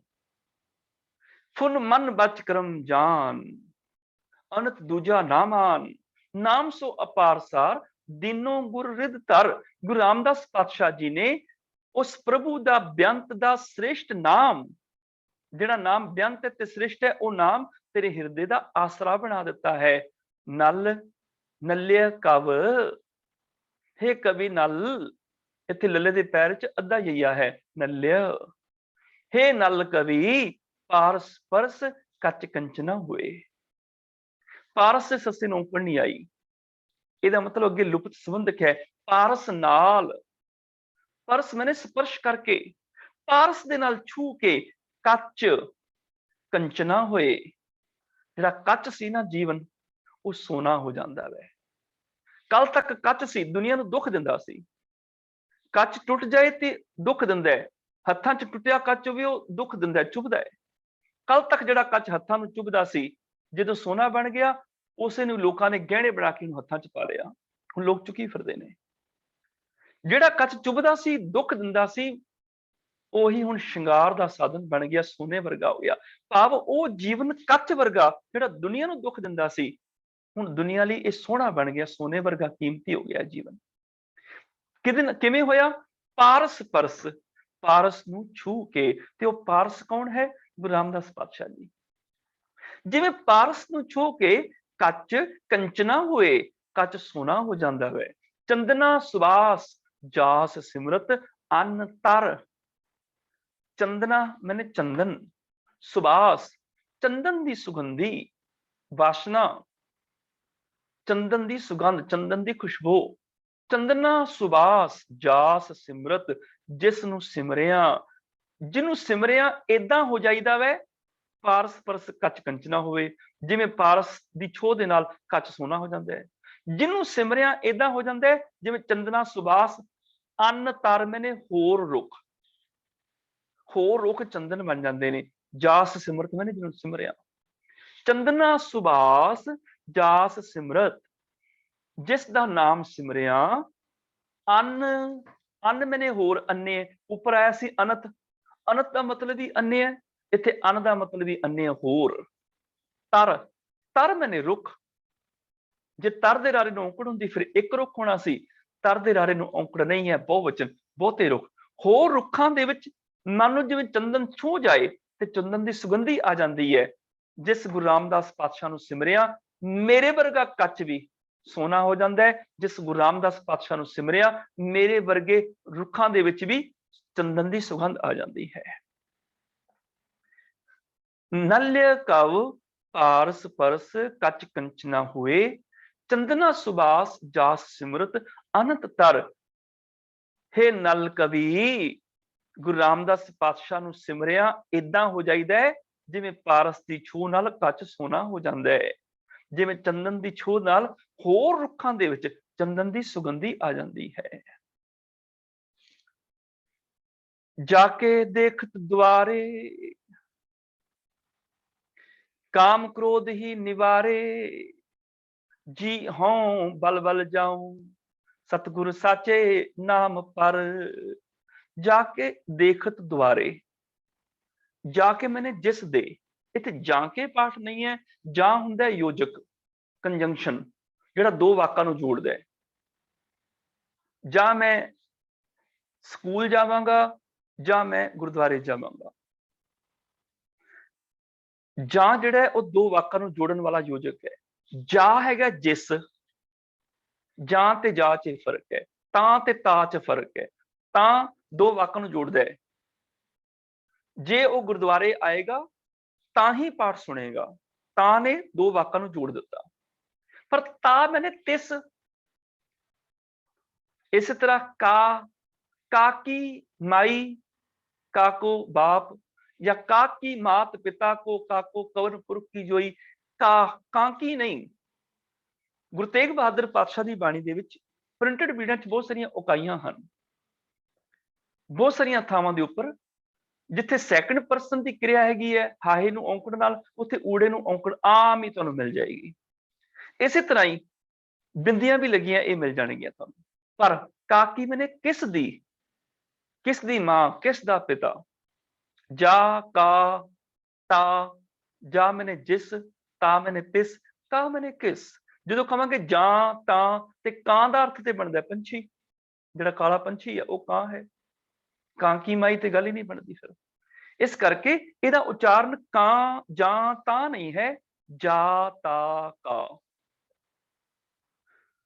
ਜਾਕੇ ਦੇਖਤ ਦੁਆਰੇ, ਜਾ ਕੇ ਮੈਨੇ ਜਿਸ ਦਰ ਦੇ ਦੇਖਣ ਦੇ ਨਾਲ, ਉਹ ਦਰ ਕਿਹੜਾ ਹੈ? ਗੁਰੂ ਰਾਮਦਾਸ ਪਾਤਸ਼ਾਹ। ਭਾਵ ਜਿਸ ਗੁਰੂ ਰਾਮਦਾਸ ਪਾਤਸ਼ਾਹ ਦੇ ਦਰ ਦਾ ਦਰਸ਼ਨ ਕਰਨ ਦੇ ਨਾਲ ਕਾਮ ਕ੍ਰੋਧ ਹੀ ਨਿਵਾਰੇ। ਕਾਮ ਕ੍ਰੋਧ ਆਦਿਕ ਜਿੰਨੇ ਵੀ ਨੇ ਇਹ ਸਾਰੇ ਦੂਰ ਹੋ ਜਾਂਦੇ ਨੇ। ਜੀ ਹੋਂ ਬਲ ਜਾਉ, ਜੀ ਮੈਂ ਵੀ ਸਦਕੇ ਜਾਂਦਾ ਹਾਂ, ਮੈਂ ਕੁਰਬਾਨ ਜਾਂਦਾ ਹਾਂ ਸਤਿਗੁਰ ਸਾਚੇ ਨਾਮ ਪਰ। ਸਤਿਗੁਰੂ ਦੇ ਰਾਰੇ ਨੂੰ ਔਂਕੜ ਨਹੀਂ ਆਈ, ਭਾਵ ਸਤਿਗੁਰੂ ਦੇ ਸੱਚੇ ਨਾਮ ਤੋਂ, ਨਾਮ ਦੇ ਮਮੇ ਨੂੰ ਤਾਂ ਔਂਕੜ ਨਹੀਂ ਆਈ, ਅੱਗੇ ਪਰ ਸੰਬੰਧਕ ਆ ਗਿਆ। ਨਾਮ ਪਰ ਮੈਨੇ ਨਾਮ ਤੋਂ, ਮੈਂ ਵੀ ਗੁਰੂ ਰਾਮਦਾਸ ਪਾਤਸ਼ਾਹ ਜੀ ਦੇ ਸੱਚੇ ਨਾਮ ਤੋਂ ਕੁਰਬਾਨ ਜਾਂਦਾ ਹਾਂ, ਮੈਂ ਵੀ ਸਦਕੇ ਜਾਂਦਾ ਹਾਂ। ਰਾਜ ਜੋਗ ਤਖਤ ਦੀਨ ਗੁਰੂ ਰਾਮਦਾਸ। ਰਾਜ ਜੱਜੇ ਨੂੰ ਆ ਗਈ ਔਂਕੜ, ਜੋਗ ਗੱਗੇ ਨੂੰ ਆ ਗਈ ਔਂਕੜ, ਤਖਤ ਤੱਤੇ ਨੂੰ ਆ ਗਈ ਔਂਕੜ, ਔਰ ਤਿੰਨੇ ਹੀ ਪੁਲਿੰਗ ਇੱਕ ਵਚਨ ਸ਼ਬਦ ਨੇ। ਰਾਜ ਤੇ ਜੋਗ ਵਾਲਾ ਜਿਹੜਾ ਤਖਤ ਹੈ, ਦੀਨ, ਇੱਥੇ ਦੀਨ ਜਿਹੜਾ ਸੰਯੋਗਾਤਮਕ ਸ਼ਬਦ ਹੈਗਾ। ਜਦੋਂ ਅਸੀਂ ਵਿਯੋਗਾਤਮਕ ਕਰਾਂਗੇ ਇਹ ਬਣ ਜਾਏਗਾ ਦੀਆ ਉਨ। ਉਨ ਮੈਨੇ ਉਸ ਹਰੀ ਨੇ, ਦੀਨ ਭਾਵ ਦਿੱਤਾ ਉਹਨੇ, ਉਸ ਹਰੀ ਨੇ ਦਿੱਤਾ। ਰਾਜ ਜੋਗ ਤਖਤ ਦੀਨ, ਉਸ ਹਰੀ ਨੇ, ਉਸਨੇ ਭਾਵ ਉਸ ਪ੍ਰਭੂ ਨੇ ਗੁਰੂ ਰਾਮਦਾਸ ਪਾਤਸ਼ਾਹ ਜੀ ਨੂੰ ਰਾਜ ਜੋਗ ਵਾਲਾ ਤਖਤ ਦਿੱਤਾ। ਉਹ ਤਖਤ ਜਿਹੜਾ ਰਾਜ ਵਾਲਾ ਵੀ ਹੈ ਤੇ ਜੋਗ ਵਾਲਾ ਵੀ ਹੈ, ਜਿਹਦੇ ਵਿੱਚ ਦੋਨੋਂ ਚੀਜ਼ਾਂ ਨੇ, ਜਿਹਦੇ ਵਿੱਚ ਬਾਦਸ਼ਾਹੀ ਵੀ ਹੈ ਤੇ ਦਰਵੇਸ਼ੀ ਵੀ ਹੈ, ਜਿਹਦੇ ਵਿੱਚ ਪੀਰੀ ਵੀ ਹੈ ਤੇ ਮੀਰੀ ਵੀ ਹੈ, ਦੋਨੋਂ ਤਾਕਤਾਂ ਨੇ। ਰਾਜ ਜੋਗ ਤਖਤ ਦੀਨ ਗੁਰ ਰਾਮਦਾਸ। ਗੁਰ ਦੇ ਰਾਰੇ ਨੂੰ ਔਂਕੜ ਨਹੀਂ ਆਈ, ਰਾਮਦਾਸ ਦੇ ਸੱਸੇ ਨੂੰ ਵੀ ਔਂਕੜ ਨਹੀਂ ਆਈ। ਇਹਦਾ ਮਤਲਬ ਕੋਈ ਨਾ ਕੋਈ ਸੰਬੰਧਕ ਹੋਏਗਾ ਅੱਗੇ। ਹੇ ਗੁਰੂ ਰਾਮਦਾਸ ਸੰਬੋਧਨ ਬਣੇਗਾ ਨਹੀਂ, ਬਹੁਤੇ ਗੁਰੂ ਰਾਮਦਾਸ ਪਾਤਸ਼ਾਹ ਬਹੁਵਚਨ ਬਣੇਗਾ ਨਹੀਂ। ਤੀਜਾ ਕਾਰਨ ਰਹਿ ਗਿਆ ਸੰਬੰਧਕ, ਭਾਵ ਨੂੰ, ਰਾਮਦਾਸ ਨੂੰ, ਤੇ ਉਹਨਾਂ ਦੀ ਵਿਸ਼ੇਸ਼ਤਾ ਹੈਗੀ ਉਹ ਗੁਰ ਹੈਗੇ ਨੇ, ਗੁਰੂ ਨੂੰ। ਇਸ ਕਰਕੇ ਜਿੱਦਾਂ ਦਾ ਨਾਮ ਉਦਾਂ ਦਾ ਹੀ ਵਿਸ਼ੇਸ਼ਣ ਆ ਗਿਆ। ਗੁਰ ਦੇ ਵਿਰਾਰੇ ਨੂੰ ਫਿਰ ਔਂਕੜ ਨਹੀਂ ਆਈ। ਗੁਰੂ ਰਾਮਦਾਸ ਪਾਤਸ਼ਾਹ ਜੀ ਨੂੰ ਉਸ ਪ੍ਰਭੂ ਨੇ ਰਾਜ ਜੋਗ ਵਾਲਾ ਤਖਤ ਦੇ ਦਿੱਤਾ। ਉਹ ਤਖਤ ਜਿਹਦੇ ਵਿੱਚ ਭਗਤੀ ਵੀ ਹੈ, ਸ਼ਕਤੀ ਵੀ ਹੈ, ਦੋਨੋਂ ਚੀਜ਼ਾਂ ਨੇ, ਜਿਹਦੇ ਵਿੱਚ ਪੀਰੀ ਮੇਰੀ ਦੋਨਾਂ ਦਾ ਸੰਕਲਪ ਹੈ। ਰਾਜ ਜੋਗ ਤਖਤ ਦੀਨ ਗੁਰੂ ਰਾਮਦਾਸ। ਪ੍ਰਥਮੇ ਨਾਨਕ ਚੰਦ ਜਗਤ ਪਇਓ ਆਨੰਦ, ਧਾਰਨ ਮਨੁੱਖ ਜਨ ਕੀਓ ਪ੍ਰਕਾਸ਼। ਪ੍ਰਥਮੇ ਨਾਨਕ ਚੰਦ, ਪ੍ਰਥਮੇ ਮੈਨੇ ਸਭ ਤੋਂ ਪਹਿਲਾਂ, ਨਾਨਕ ਚੰਦ, ਗੁਰੂ ਨਾਨਕ ਪਾਤਸ਼ਾਹ ਜੀ ਚੰਦ ਦੀ ਤਰ੍ਹਾਂ ਆਏ ਦੁਨੀਆ ਤੇ, ਚੰਦਰਮਾ ਦੀ ਤਰ੍ਹਾਂ ਪ੍ਰਗਟ ਹੋਏ। ਪ੍ਰਥਮੇ ਨਾਨਕ ਚੰਦ ਜਗਤ ਪਇਓ ਆਨੰਦ। ਹੁਣ ਪ੍ਰਥਮੇ ਨਾਨਕ ਚੰਦ, ਸਭ ਤੋਂ ਪਹਿਲਾਂ ਗੁਰੂ ਨਾਨਕ ਪਾਤਸ਼ਾਹ ਚੰਦ ਦੀ ਤਰ੍ਹਾਂ ਆਏ। ਜਗਤ ਪਇਓ ਆਨੰਦ। ਜਗਤ ਪਇਓ, ਪਇਓ ਮੈਨੇ ਹੋ ਗਿਆ, ਜਗਤ ਨੂੰ, ਸੰਸਾਰ ਨੂੰ ਖੁਸ਼ੀ ਹੋਈ। ਆਨੰਦ ਦੱਦੇ ਨੂੰ ਆ ਗਈ ਔਂਕੜ ਖੁਸ਼ੀ, ਜਗਤ ਵਿੱਚ ਖੁਸ਼ੀ ਫੈਲ ਗਈ। ਜਗਤ ਪਇਓ ਆਨੰਦ। ਤਾਰਨ ਮਨੁੱਖ, ਤਾਰਨ ਮੈਨੇ ਤਾਰਨ ਲਈ। ਮਨੁੱਖ, ਇੱਥੇ ਮਨੁੱਖ ਦੇ ਆਖਰੀ ਅੱਖਰ ਮੁਕਤਾ ਹੋਣ ਕਰਕੇ ਬਹੁਤੇ ਮਨੁੱਖ, ਜਨ, ਬਹੁਤੇ ਜਨ। ਤਾਰਨ ਮਨੁੱਖ ਜਨ ਕੀਓ ਪ੍ਰਗਾਸ। ਤਾਰਨ ਮਨੁੱਖ ਮੈਨੇ ਮਨੁੱਖਾਂ ਨੂੰ ਤਾਰਨ ਵਾਸਤੇ ਜਨ ਕੀਓ ਪ੍ਰਗਾਸ। ਆਪ ਜੀ ਨੇ ਚਾਨਣਾ ਕੀਤਾ, ਆਪ ਨੇ ਰੋਸ਼ਨੀ ਕੀਤੀ। ਪਰ ਜਦੋਂ ਇਹ ਜਨ ਅਸੀਂ ਸ਼ਬਦ ਭਾਈ ਕਾਹਨ ਸਿੰਘ ਨਾਭਾ ਦੇ ਮਹਾਨ ਕੋਸ਼ ਚੋਂ ਪੜ੍ਹਦੇ ਹਨ, ਉੱਥੇ ਉਹਨਾਂ ਨੇ ਇਹਦਾ ਵੱਖਰਾ ਅਰਥ ਦਿੱਤਾ ਹੈਗਾ। ਯਾਦ ਰੱਖਿਓ, ਜਨ ਦੇ ਅਰਥ ਕਈ ਹੋ ਸਕਦੇ ਨੇ, ਇੱਕ ਨਹੀਂ। ਇੱਕ ਤੇ ਜਨ ਹੁੰਦਾ ਭਗਤ,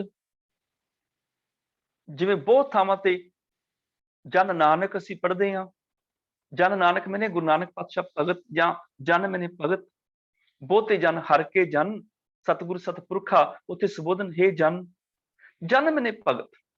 दूजा जज्जा नन्ना आंदा है जन। जन का मतलब औरत बलवंड खीवी नेक जन जिन बहुती छां पुत्राली माता खीवी जड़ी है नेक औरत है जन। जन मैंने औरत। जन पिसर पदर बिरादरा कस नेस दस्तंगीर। जन मैंने औरत पिसर पदर मैंने पिता पुत्र बिरादरा मैंने भरा कस मैंने किसे नेस मैंने नहीं दस्तंग मैंने हाथ गीर मैंने फड़ना अखीर वेले पिता पुत्र औरत भरावां किसे ने तेरा हाथ नहीं फड़ना। उत्थे जन का मतलब औरत। यही जन के अर्थ होर भी ने।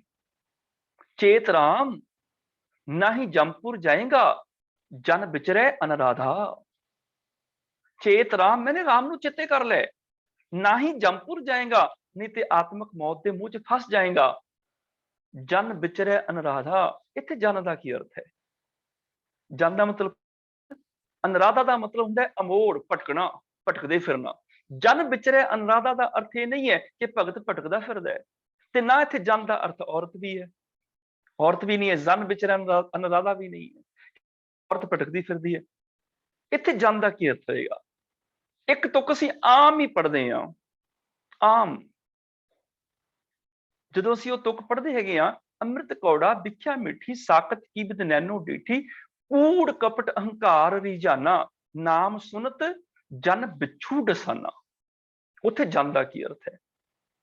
ਨਾਮ ਸੁਨਤ ਜਨ ਬਿਛੂ ਡਸਾਨਾ ਜਨ ਦਾ ਅਰਥ ਭਗਤ।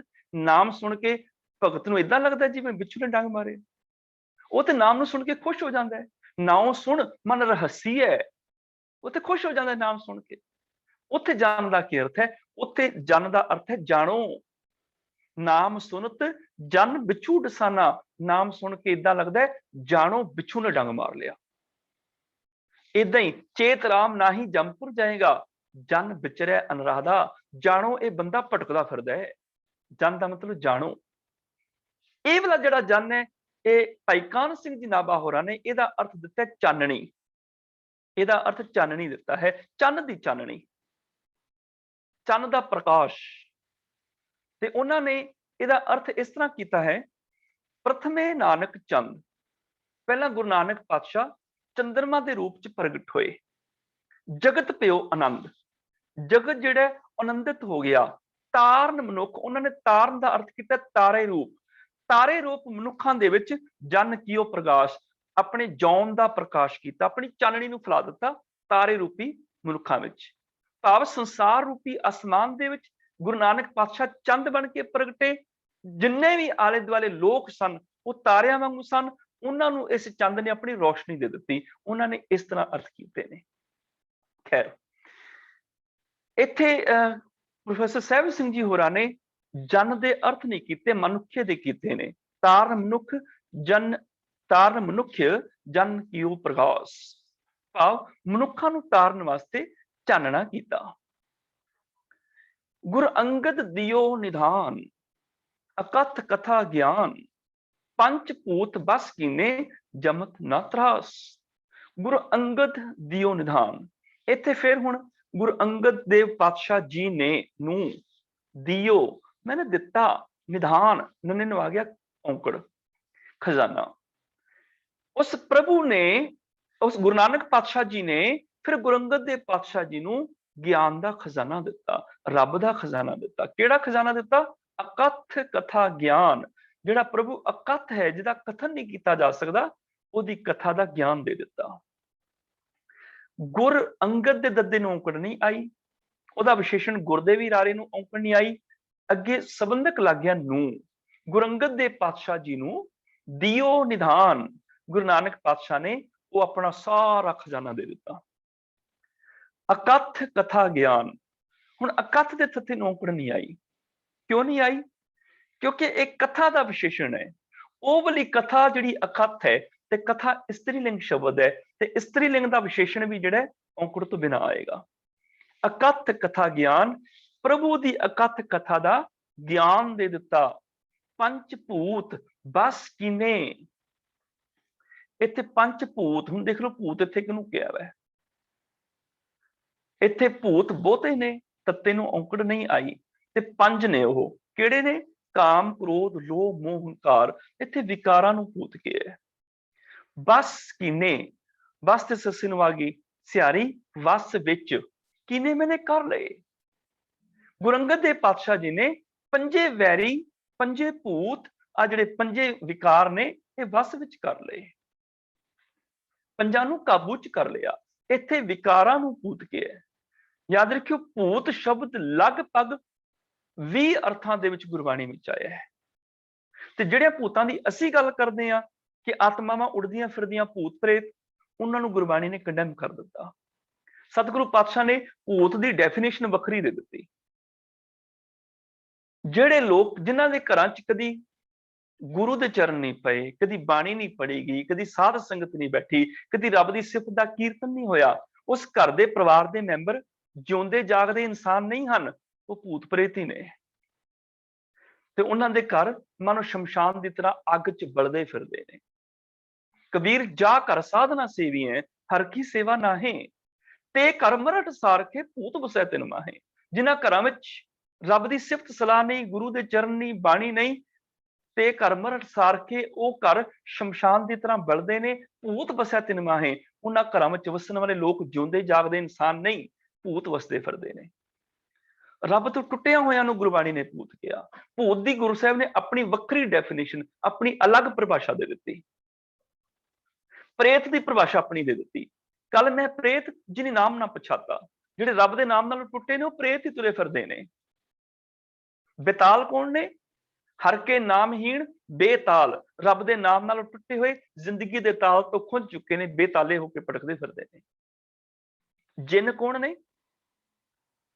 ਜਿੰਨ ਉਹ ਨੇ ਜਿਹੜੇ ਰੱਬ ਨਾਲੋਂ ਟੁੱਟੇ ਹੋਏ ਨੇ, ਜਿਹੜੇ ਉਹਨਾਂ ਦੇ ਬੱਚੇ ਰੱਬ ਨਾਲ ਟੁੱਟੇ ਨੇ, ਉਹ ਛੋਟੇ ਜਿੰਨ ਨੇ। ਉਹਨਾਂ ਦੀਆਂ ਧੀਆਂ ਛੋਟੀਆਂ ਜਿੰਨਣੀਆਂ ਨੇ, ਤੇ ਉਹਨਾਂ ਦੀ ਘਰ ਦੀ ਔਰਤ ਉਹਨਾਂ ਜਿੰਨਾਂ ਦੀ ਚੌਧਰੀ ਬਣੀ ਬੈਠੀ ਹੈ। ਕਲੀ ਅੰਦਰ ਨਾਨਕਾ ਜਿੰਨਾਂ ਦਾ ਅਵਤਾਰ, ਪੁੱਤ ਜਿਨੂਰਾ, ਧੀ ਜਿਨੂਰੀ, ਜੋਰੂ ਜਿੰਨਾਂ ਦਾ ਸਿਕਦਾਰ, ਜੋਰੂ ਮਨੇ ਔਰਤ। ਰੱਬ ਨਾਲੋਂ ਟੁੱਟਿਆ ਹੋਇਆ ਪੁੱਤਰ ਉਹਨਾਂ ਦਾ ਛੋਟਾ ਜਿੰਨ ਹੈ, ਰੱਬ ਨਾਲੋਂ ਟੁੱਟੀ ਹੋਈ ਉਹਨਾਂ ਦੀ ਧੀ ਛੋਟੀ ਜਿੰਨਣੀ ਹੈ। ਪੁੱਤ ਜਿਨੂਰਾ, ਧੀ ਜਿਨੂਰੀ, ਜੋਰੂ ਜਿੰਨਾਂ ਦਾ ਸਿਕਦਾਰ, ਉਹਨਾਂ ਦੀ ਔਰਤ ਰੱਬ ਨਾਲੋਂ ਟੁੱਟੀ ਹੋਈ, ਮਾਨੂੰ ਉਹਨਾਂ ਦੀ ਚੌਧਰੀ ਬਣੀ ਬੈਠੀ ਹੈ। ਆਹ ਨੇ ਜਿੰਨ, ਆਹ ਨੇ ਬੇਤਾਲ, ਆਹ ਨੇ ਭੂਤ, ਆਹ ਨੇ ਪ੍ਰੇਤ। ਤੇ ਇੱਕ ਥੋੜੇ ਨੇ, ਕਈ ਕੋਟ ਭੂਤ ਪ੍ਰੇਤ ਸ਼ੁਕਰ ਮ੍ਰਿਗਾਜ, ਕਈ ਕਰੋੜਾਂ ਹੀ ਰੱਬ ਨਾਲ ਟੁੱਟੇ ਹੋਏ ਭੂਤ ਪ੍ਰੇਤ ਤੁਰੇ ਫਿਰਦੇ ਨੇ। ਇੱਥੇ ਭੂਤ ਦਾ ਅਰਥ ਹੈ ਵਿਕਾਰ। ਪੰਜ ਭੂਤ ਬਸ ਕੀਨੇ, ਭਾਵ ਕਾਮ, ਕ੍ਰੋਧ, ਲੋਭ, ਮੋਹ, ਹੰਕਾਰ, ਪੰਜੇ ਵਿਕਾਰ ਗੁਰੂ ਅੰਗਦ ਦੇਵ ਪਾਤਸ਼ਾਹ ਨੇ ਵਸ ਚ ਕਰ ਲਏ। ਯਾਦ ਰੱਖਿਓ, ਮਾਰੇ ਨਹੀਂ ਹਨ, ਵਸ ਵਿੱਚ ਕੀਤੇ ਨੇ। ਮਾਰਨਾ ਥੋੜੇ ਇਹਨਾਂ ਨੂੰ, ਇਹਨਾਂ ਤੋਂ ਕੰਮ ਲੈਣਾ ਹੈ। ਕਾਮ ਨਹੀਂ ਹੋਏਗਾ ਤੇ ਗ੍ਰਸਥ ਆਸ਼ਰਮ ਕਿਵੇਂ ਚੱਲੇਗਾ? ਗ੍ਰਸਥ ਪ੍ਰਧਾਨ ਧਰਮ ਕਿਵੇਂ ਚੱਲੇਗਾ? ਕ੍ਰੋਧ ਨਹੀਂ ਹੋਏਗਾ ਤੇ ਵੀਰ ਰਸ ਕਿੱਥੋਂ ਪ੍ਰਗਟ ਹੋਏਗਾ? ਰੀੜ ਦੀ ਹੱਡੀ ਨਹੀਂ ਬਣੇਗੀ, ਮਨੁੱਖ ਅਣਖ ਗੈਰਤ ਨਾਲ ਜੀ ਨਹੀਂ ਸਕੇਗਾ। ਲੋਭ ਨਹੀਂ ਹੋਏਗਾ ਤੇ ਉਹ ਕਿਵੇਂ ਆਪਣੀ, ਇੱਕ ਤੇ ਸੇਵਿੰਗ ਕਿਵੇਂ ਕਰੇਗਾ ਆਪਣੇ ਪਰਿਵਾਰ ਨੂੰ ਪਾਲਣ ਦੇ ਲਈ, ਤੇ ਦੂਸਰਾ ਲੋਭ ਨਹੀਂ ਹੋਏਗਾ ਤੇ ਰੱਬੀ ਪ੍ਰਭੂ ਦੇ ਗੁਣਾਂ ਨੂੰ ਕਿਵੇਂ ਇਕੱਠਾ ਕਰੇਗਾ। ਹਰ ਚਰਨ ਕਮਲ ਮਕਰੰਦ ਲੋਭਿਤ ਮਨੋ, ਮੇਰਾ ਮਨ ਲੋਭੀ ਹੋ ਜਾਂਦਾ, ਮੈਂ ਰੱਬ ਦੇ ਚਰਨਾਂ ਨਾਲ ਜੁੜ ਜਾਵਾਂ। ਤੇ ਜੇ ਮੋਹ ਨਹੀਂ ਹੋਏਗਾ ਤੇ ਪ੍ਰੇਮ ਚ ਕਿਵੇਂ ਕਨਵਰਟ ਹੋਏਗਾ? ਮੋਹ ਨਹੀਂ ਹੋਏਗਾ ਤੇ ਬੱਚਿਆਂ ਨੂੰ ਕਿਵੇਂ ਪਾਲੇਗਾ? ਮਾਂ ਤੇ ਜੰਮਦੇ ਬੱਚੇ ਨੂੰ ਛੱਡ ਕੇ ਚਲੀ ਜਾਏਗੀ। ਇਹ ਮੋਹ ਹੈ। ਕੇਵਲ ਇਨਸਾਨ ਨਹੀਂ, ਪਸ਼ੂ ਪੰਛੀ ਵੀ ਬੱਚੇ ਨੂੰ ਜਨਮ ਦਿੰਦੇ ਨੇ ਤੇ ਉਹਦੀ ਖਾਤਰ ਵੱਡੀਆਂ ਵੱਡੀਆਂ ਸ਼ਕਤੀਆਂ ਨਾਲ ਟਕਰਾ ਜਾਂਦੇ ਨੇ। ਮੋਹ ਹੈ ਨਾ ਬੱਚੇ ਨੂੰ ਪਾਲਣ ਦਾ। ਮੋਹ ਤੋਂ ਬਿਨਾਂ ਸੰਸਾਰ ਨਹੀਂ ਚੱਲਦਾ। ਮੋਹ ਕਨਵਰਟ ਹੋ ਜਾਏ ਪ੍ਰੇਮ ਦੇ ਵਿੱਚ। ਹੰਕਾਰ ਨਹੀਂ ਹੋਏਗਾ ਤੇ ਮਾਣ ਕਿੱਥੋਂ ਪ੍ਰਗਟ ਹੋਏਗਾ? ਹੰਕਾਰ ਹੀ ਸਵੈ ਮਾਣ ਬਣਦਾ ਹੈ। ਬਸ ਬਰੀਕ ਜਿਹਾ ਇਹਦੇ ਚ ਫਰਕ ਹੈ, ਹੰਕਾਰ ਵਿੱਚ ਤੇ ਸਵੈ ਮਾਣ ਵਿੱਚ। ਜੇ ਕੋਈ ਕਹਿੰਦਾ ਮੈਂ ਸਿਆਣਾ ਹਾਂ, ਉਹਦਾ ਸਵੈ ਮਾਣ ਹੈ, ਉਹਦੀ ਸੈਲਫ ਅਸਟੀਮ ਹੈ। ਮੈਂ ਸਿਆਣਾ ਹਾਂ, ਉਹਦਾ ਮਾਣ ਹੈ, ਸਵੈ ਮਾਣ ਹੈ ਉਹਦਾ। ਪਰ ਜਦੋਂ ਕੀ ਕਹਿੰਦਾ ਮੈਂ ਹੀ ਸਿਆਣਾ ਵਾਂ, ਉੱਥੇ ਹੰਕਾਰ ਪੈਦਾ ਹੋ ਜਾਂਦਾ ਹੈ। ਮੈਂ ਸੁੰਦਰ ਹਾਂ, ਇਹ ਮਾਣ ਹੈ, ਪਰ ਮੈਂ ਹੀ ਸੁੰਦਰ ਹਾਂ, ਇਹ ਹੰਕਾਰ ਹੈ। ਹਉ ਨੂੰ ਕਨਵਰਟ ਕਰਨਾ ਹੈ ਮਾਣ ਦੇ ਵਿੱਚ। ਇਸੇ ਕਰਕੇ ਪੰਚਮ ਪਾਤਸ਼ਾਹ ਨੇ ਆਪਣੀ ਬਾਣੀ ਚ ਕਹਿ ਦਿੱਤਾ ਕਿ ਮੈਂ ਕੀ ਕੀਤਾ? ਮੈਂ ਕਾਮ, ਕ੍ਰੋਧ, ਲੋਭ, ਮੋਹ, ਹੰਕਾਰ ਨੂੰ ਮਾਰਿਆ ਨਹੀਂ, ਮੈਂ ਇਹਨਾਂ ਨੂੰ ਨੱਥ ਲਿਆ, ਨਿਤਰਾ ਪਾ ਲਿਆ, ਨੱਥ ਕੇ ਜ਼ਿੰਦਗੀ ਦੇ ਘੋੜੇ ਬਣਾ ਕੇ ਇਹਨਾਂ ਦੇ ਨਾਲ ਸਫ਼ਰ ਕੀਤਾ। ਨਿੱਤੇ ਪੰਜ ਜਵਾਨ ਮੈਂ गुर थापी दित्ती खंड जियो, नेते मैंने मैं काबू च कर ले, नथ ले नेत्रे पाले। मैं इन्हों नथ के इन्हों अपने अधीन कर लिया, हुण इन्हां तो लाभ लै रहा मैं। इसे नूं ही भट्ट नल जी कह रहे ने कि गुरु अंगद देव पातशाह ने पंजां विकारां नूं काबू च कीता है, मारिया नहीं है। पंच भूत बस कीने, जमत ना त्रास, जमत ना त्रास। भाव हुण डर नहीं रहा उन्हां दा, उन्हां दा डर, त्रास दा अर्थ है डर, उन्हां दे डर खत्म हो गए विकारां दे। गुर अमर गुरु श्री सत, कल युग राखी पत, अघन देखत गत, चरण कवल जास। सतगुरु पातशाह जी का सिफत का यह जिहड़ा वचन है, गुरु अमर गुरु श्री सत, गुरु अमर गुरु श्री सत, कलयुग राखी पत। सतगुरु श्री गुरु अमरदास पातशाह जी प्रगट होए। अमर गुरु भाव गुरु अमरदास पातशाह, सतगुरु गुरु अमरदास पातशाह श्री सत। इत्थे श्री सत मने श्री सतगुरु, श्री सतगुरु जी जिहड़े गुरु अमरदास पातशाह ने वो प्रगट होए। फिर गुरु अंगद देव पातशाह तो बाद उन्हां दी वारी है। कलयुग राखी पत, कलयुग के जजे नूं आ गई स्यारी। इहदा अर्थ बन गया कलयुग विच, कलयुग विच मैंने इस बिखड़े संसार दे विच, इस बहुत थावां ते गुरबाणी विच चल रहे समय नूं भी कलयुग कह दिता भी जिहड़ा समय संसार है ये कलयुग है। उदां गुरबाणी उन्हां पुराणिक युगां नूं नहीं मंनदी जिहड़े सतयुग त्रेता द्वापर कलयुग ने, उन्हां नूं नहीं मंनदी। उन्हां युगां दी इत्थे गल नहीं। कलयुग मैंने इस समय दे विच, जिस समय च लोग रब नालों टुटे हुए ने, क्योंकि बिरती का नाम है कलयुग। सतयुग केड़ा है? जिथे सच वरतदा है। कल मैं प्रेत जिनी नाम ना पछाता, सतयुग परमहंस विचारी, जिथे कोई परमहंस बन के नाम के मोतियां नूं चुगदा है, वो परमहंस सतयुग विच विचरदा है। जिथे कोई गुरु दर ते बैठा बाणी का पाठ करे, वो सतयुग दे विच है। आप गुरबाणी नाल जुड़े हो, तुसीं सतयुग विच जी रहे हो। कलयुग केड़ा है? जिथे रब तो मनुख टुटिया होवे, एक घड़ी ना मिलते तां कलयुग होता। आया साडा कलयुग, रब नाल टुटे होना। होर कलयुग दे लक्षण की ने? कलयुग दे लक्षण ये ने कि जिथे होवे प्रमाणा, करे धिंगाणा, कल लखण विचार। कोई धिंगा जोरी जबरदस्ती जुल्म करे ते वो समाज विच प्रवान चढ़ जाए, लोग उहदे खिलाफ आवाज ना उठाण, समझ लो उत्थे कलयुग है। जिथे आपो तापी पई है, जिथे लोग रब नाल टुटे हुए ने, वो कलयुग है। भाव रब नाल टुटिया होयां दे समय विच राखी पत, पत रख लई, इज्जत रख लई। भाव उन्हां नूं आपो तापी तो बचा लिया, जिन्हां दे उपर जुल्म हो रहा सी उन्हां दी इज्जत रख लई। कलयुग राखी पत, अगन देखत गत, चरण कमल जास। ਇਹਦਾ मतलब ये नहीं कि कलयुग, कईयां ने ते गुरु नानक पातशाह की कलयुग नाल चर्चा करा दी कि गुरु नानक पातशाह बैठे सन ते भाई मरदाने जी दौड़े चले आए, सतगुरु कोई बला आ रही बड़ी बड़ी, ਉਹਦੇ पैर पताल विच ने, सिर ਉਹਦਾ आसमान विच है ते बड़े बड़े ਉਹਦੇ दंद ने, सिर ते सिंह ने, दौड़िया आ रहे है। गुरु नानक पातशाह कहने कि घबरा ना, ये कलयुग है। कलयुग आया ते गुरु नानक पातशाह नूं कहने लगा भी तुसीं बहुत गलत कर रहे हो, मेरा काम है दुनिया ते पाप फैलाना, तुसीं मेरे समय च आके धर्म फैला रहे हो। गुरु नानक पातशाह कहने लगे सानू रब ने धर्म फैलाने लई भेजिया। कहने लगा जी फिर मेरा काम? सतगुरु पातशाह कहने लगे इस जगत का उद्धार करना है, दुनिया नूं तारना है। कहने लगा दुनिया नूं तार लोगे, मैनू कौन तारेगा, मेरा उद्धार किवें होएगा? मैं भी चाहना वा कि मैं भी तुहाडे चरनां विच आवां, मैं भी तुहाडे तों बाणी सुना, तुहाडा कीर्तन सुना, मेरा उद्धार हो जाए। सतगुरु पातशाह कहने लगे नहीं, तेरा काम है सिर्फ दुनिया नूं पाप चलाना। हाँ जे तू उद्धार करना चाहना है तो गुरुद्वारे नहीं आ सकदा, तू जोड़ियां च बैठा रही, बस जिन्ना चिर कथा कीर्तन चलेगा जोड़ियां च बैठा रही। कहने लगा जी हुण घट्टो घट प्रसाद ते मैनूं मिलना चाहिए। कहने लगे चलो ठीक है, प्रसाद वेले अंदर आ जाई। इस करके साध संगत जी, जो कोई जोड़े चोरी हो जाते हैं, इसका मतलब कलयुग आया सी लै गया। जो प्रसाद वरतांदे आ रौला पैंदा, शोर मचदा ना, मतलब कलयुग आ गया, वो अपना प्रसाद लैण आया। हद है। पंजाब दे विच, इंडिया विच ते कलयुग आ जांदा प्रसाद लैण वास्ते, बाहरले देशां च क्यों नहीं आंदा? इत्थे ते बड़ी शांति नाल सारे गुरसिख प्रसाद लैंदे ने। इंडिया विच, पंजाब विच ते जोड़े चुकना आ जांदा वै, इन्हां देशां च क्यों नहीं जोड़े चुकण आंदा? ਦੇਖੋ ਜੋੜੇ ਅਸੀਂ ਚੁੱਕਣੇ ਨੇ, ਜੁੱਤੀਆਂ ਅਸੀਂ ਚੁੱਕਣੀਆਂ ਨੇ, ਨਾ ਅਸੀਂ ਕਲਯੁਗ ਦਾ ਲਾ ਦੇਣਾ ਵੀ ਉਹ ਆਇਆ ਸੀ। ਸ਼ੋਰ ਅਸੀਂ ਪਾਣੇ ਪ੍ਰਸ਼ਾਦ ਲੈਂਦੇ ਆ, ਨਾ ਕਲਯੁਗ ਦਾ ਲਾ ਦੇਣਾ ਵੀ ਉਹ ਸ਼ੋਰ ਪਾਉਂਦਾ ਹੈ। ਕਿੰਨਾ ਵਧੀਆ ਬਹਾਨਾ ਹੈ ਬਚਨ ਦਾ। ਇਸ ਕਰਕੇ ਕਹਾਣੀਕਾਰਾਂ ਨੇ ਕਲਯੁਗ ਨਾਲ ਗੱਲਾਂ ਕਰਾ ਦਿੱਤੀਆਂ ਗੁਰੂ ਨਾਨਕ ਪਾਤਸ਼ਾਹ ਦੀ। ਹੱਦ ਹੈ। ਯਾਦ ਰੱਖਿਓ, ਗੁਰੂ ਨਾਨਕ ਪਾਤਸ਼ਾਹ ਦੀ ਬਾਣੀ ਜਿਹੜੀ ਧੰਨ ਗੁਰੂ ਗ੍ਰੰਥ ਸਾਹਿਬ ਦੀ ਬਾਣੀ ਹੈ, ਸਤਿਯੁਗ ਉਹਨੂੰ ਮੰਨਦੀ ਹੈ ਜਿੱਥੇ ਸੱਚ ਹੈ, ਜਿੱਥੇ ਕਲਹ ਕਲੇਸ਼ ਝਗੜੇ ਨੇ, ਉਹ ਕਲਯੁਗ ਬਿਰਤੀ ਹੈ, ਸੁਭਾਅ ਹੈ। ਤੇ ਉਹ ਪੂਰਾ ਸ਼ਬਦ ਆਪ ਅਰਥਾਂ ਸਮੇਤ ਪੜ੍ਹ ਲਿਓ। ਸੋਈ ਚੰਦ ਚੜ੍ਹੈ ਸਿਤਾਰੇ, ਸੋਈ ਦਿਨ ਤਪਤ ਰਹਿ, ਪਤਾ ਚੱਲ ਜਾਏਗਾ ਵੀ ਯੁਗ ਕੀ ਨੇ। ਸੁਭਾਅ ਹੈ, ਸਾਡੀਆਂ ਬਿਰਤੀਆਂ ਦੇ ਨਾਮ ਯੁਗ ਨੇ। ਸੱਚ ਵਿੱਚ ਜੁੜੇ ਹਾਂ ਤੇ ਅਸੀਂ ਸਤਿਯੁਗ ਵਿੱਚ ਜੀ ਰਹੇ ਹਾਂ। ਜੇ ਅਸੀਂ ਕਲਹ ਕਲੇਸ਼ ਝਗੜਿਆਂ ਚ ਰੱਬ ਨਾਲ ਟੁੱਟੇ ਹੋਏ ਜੀ ਰਹੇ ਹਾਂ, ਫਿਰ ਕਲਯੁਗ ਦੇ ਵਿੱਚ ਜੀ ਰਹੇ ਹਾਂ। ਇੱਕ ਘੜੀ ਨਾ ਮਿਲਤੇ ਤਾਂ ਕਲਯੁਗ ਹੁੰਦਾ। ਇੱਥੇ ਕਲਯੁਗ ਰਾਖੀ ਪਤ ਮੈਨੇ, ਜਿੱਥੇ ਸੰਸਾਰ ਵਿੱਚ ਆਪੋ ਤਾਪੀ ਮਚੀ ਹੈ, ਲੋਕ ਰੱਬ ਨਾਲ ਟੁੱਟੇ ਹੋਏ ਨੇ, ਉਹਨਾਂ ਨੂੰ ਬਚਾ ਲਿਆ। ਜਿਨ੍ਹਾਂ ਤੇ ਜ਼ੁਲਮ ਹੋ ਰਿਹਾ ਸੀ ਉਹਨਾਂ ਦੀ ਇੱਜ਼ਤ ਰੱਖ ਲਈ ਇਸ ਸਮੇਂ ਦੇ ਵਿੱਚ। ਅਘਨ ਦੇਖਤ ਗਤ, ਅਘਨ ਨੰਨੇ ਨੂੰ ਔਂਕੜ ਨਹੀਂ ਆਈ, ਮੈਨੇ ਬਹੁਤੇ ਪਾਪ ਦੇਖਤ, ਦੇਖਦਿਆਂ ਸਾਰ, ਗਤ ਮੈਨੇ ਦੂਰ ਹੋ ਗਏ।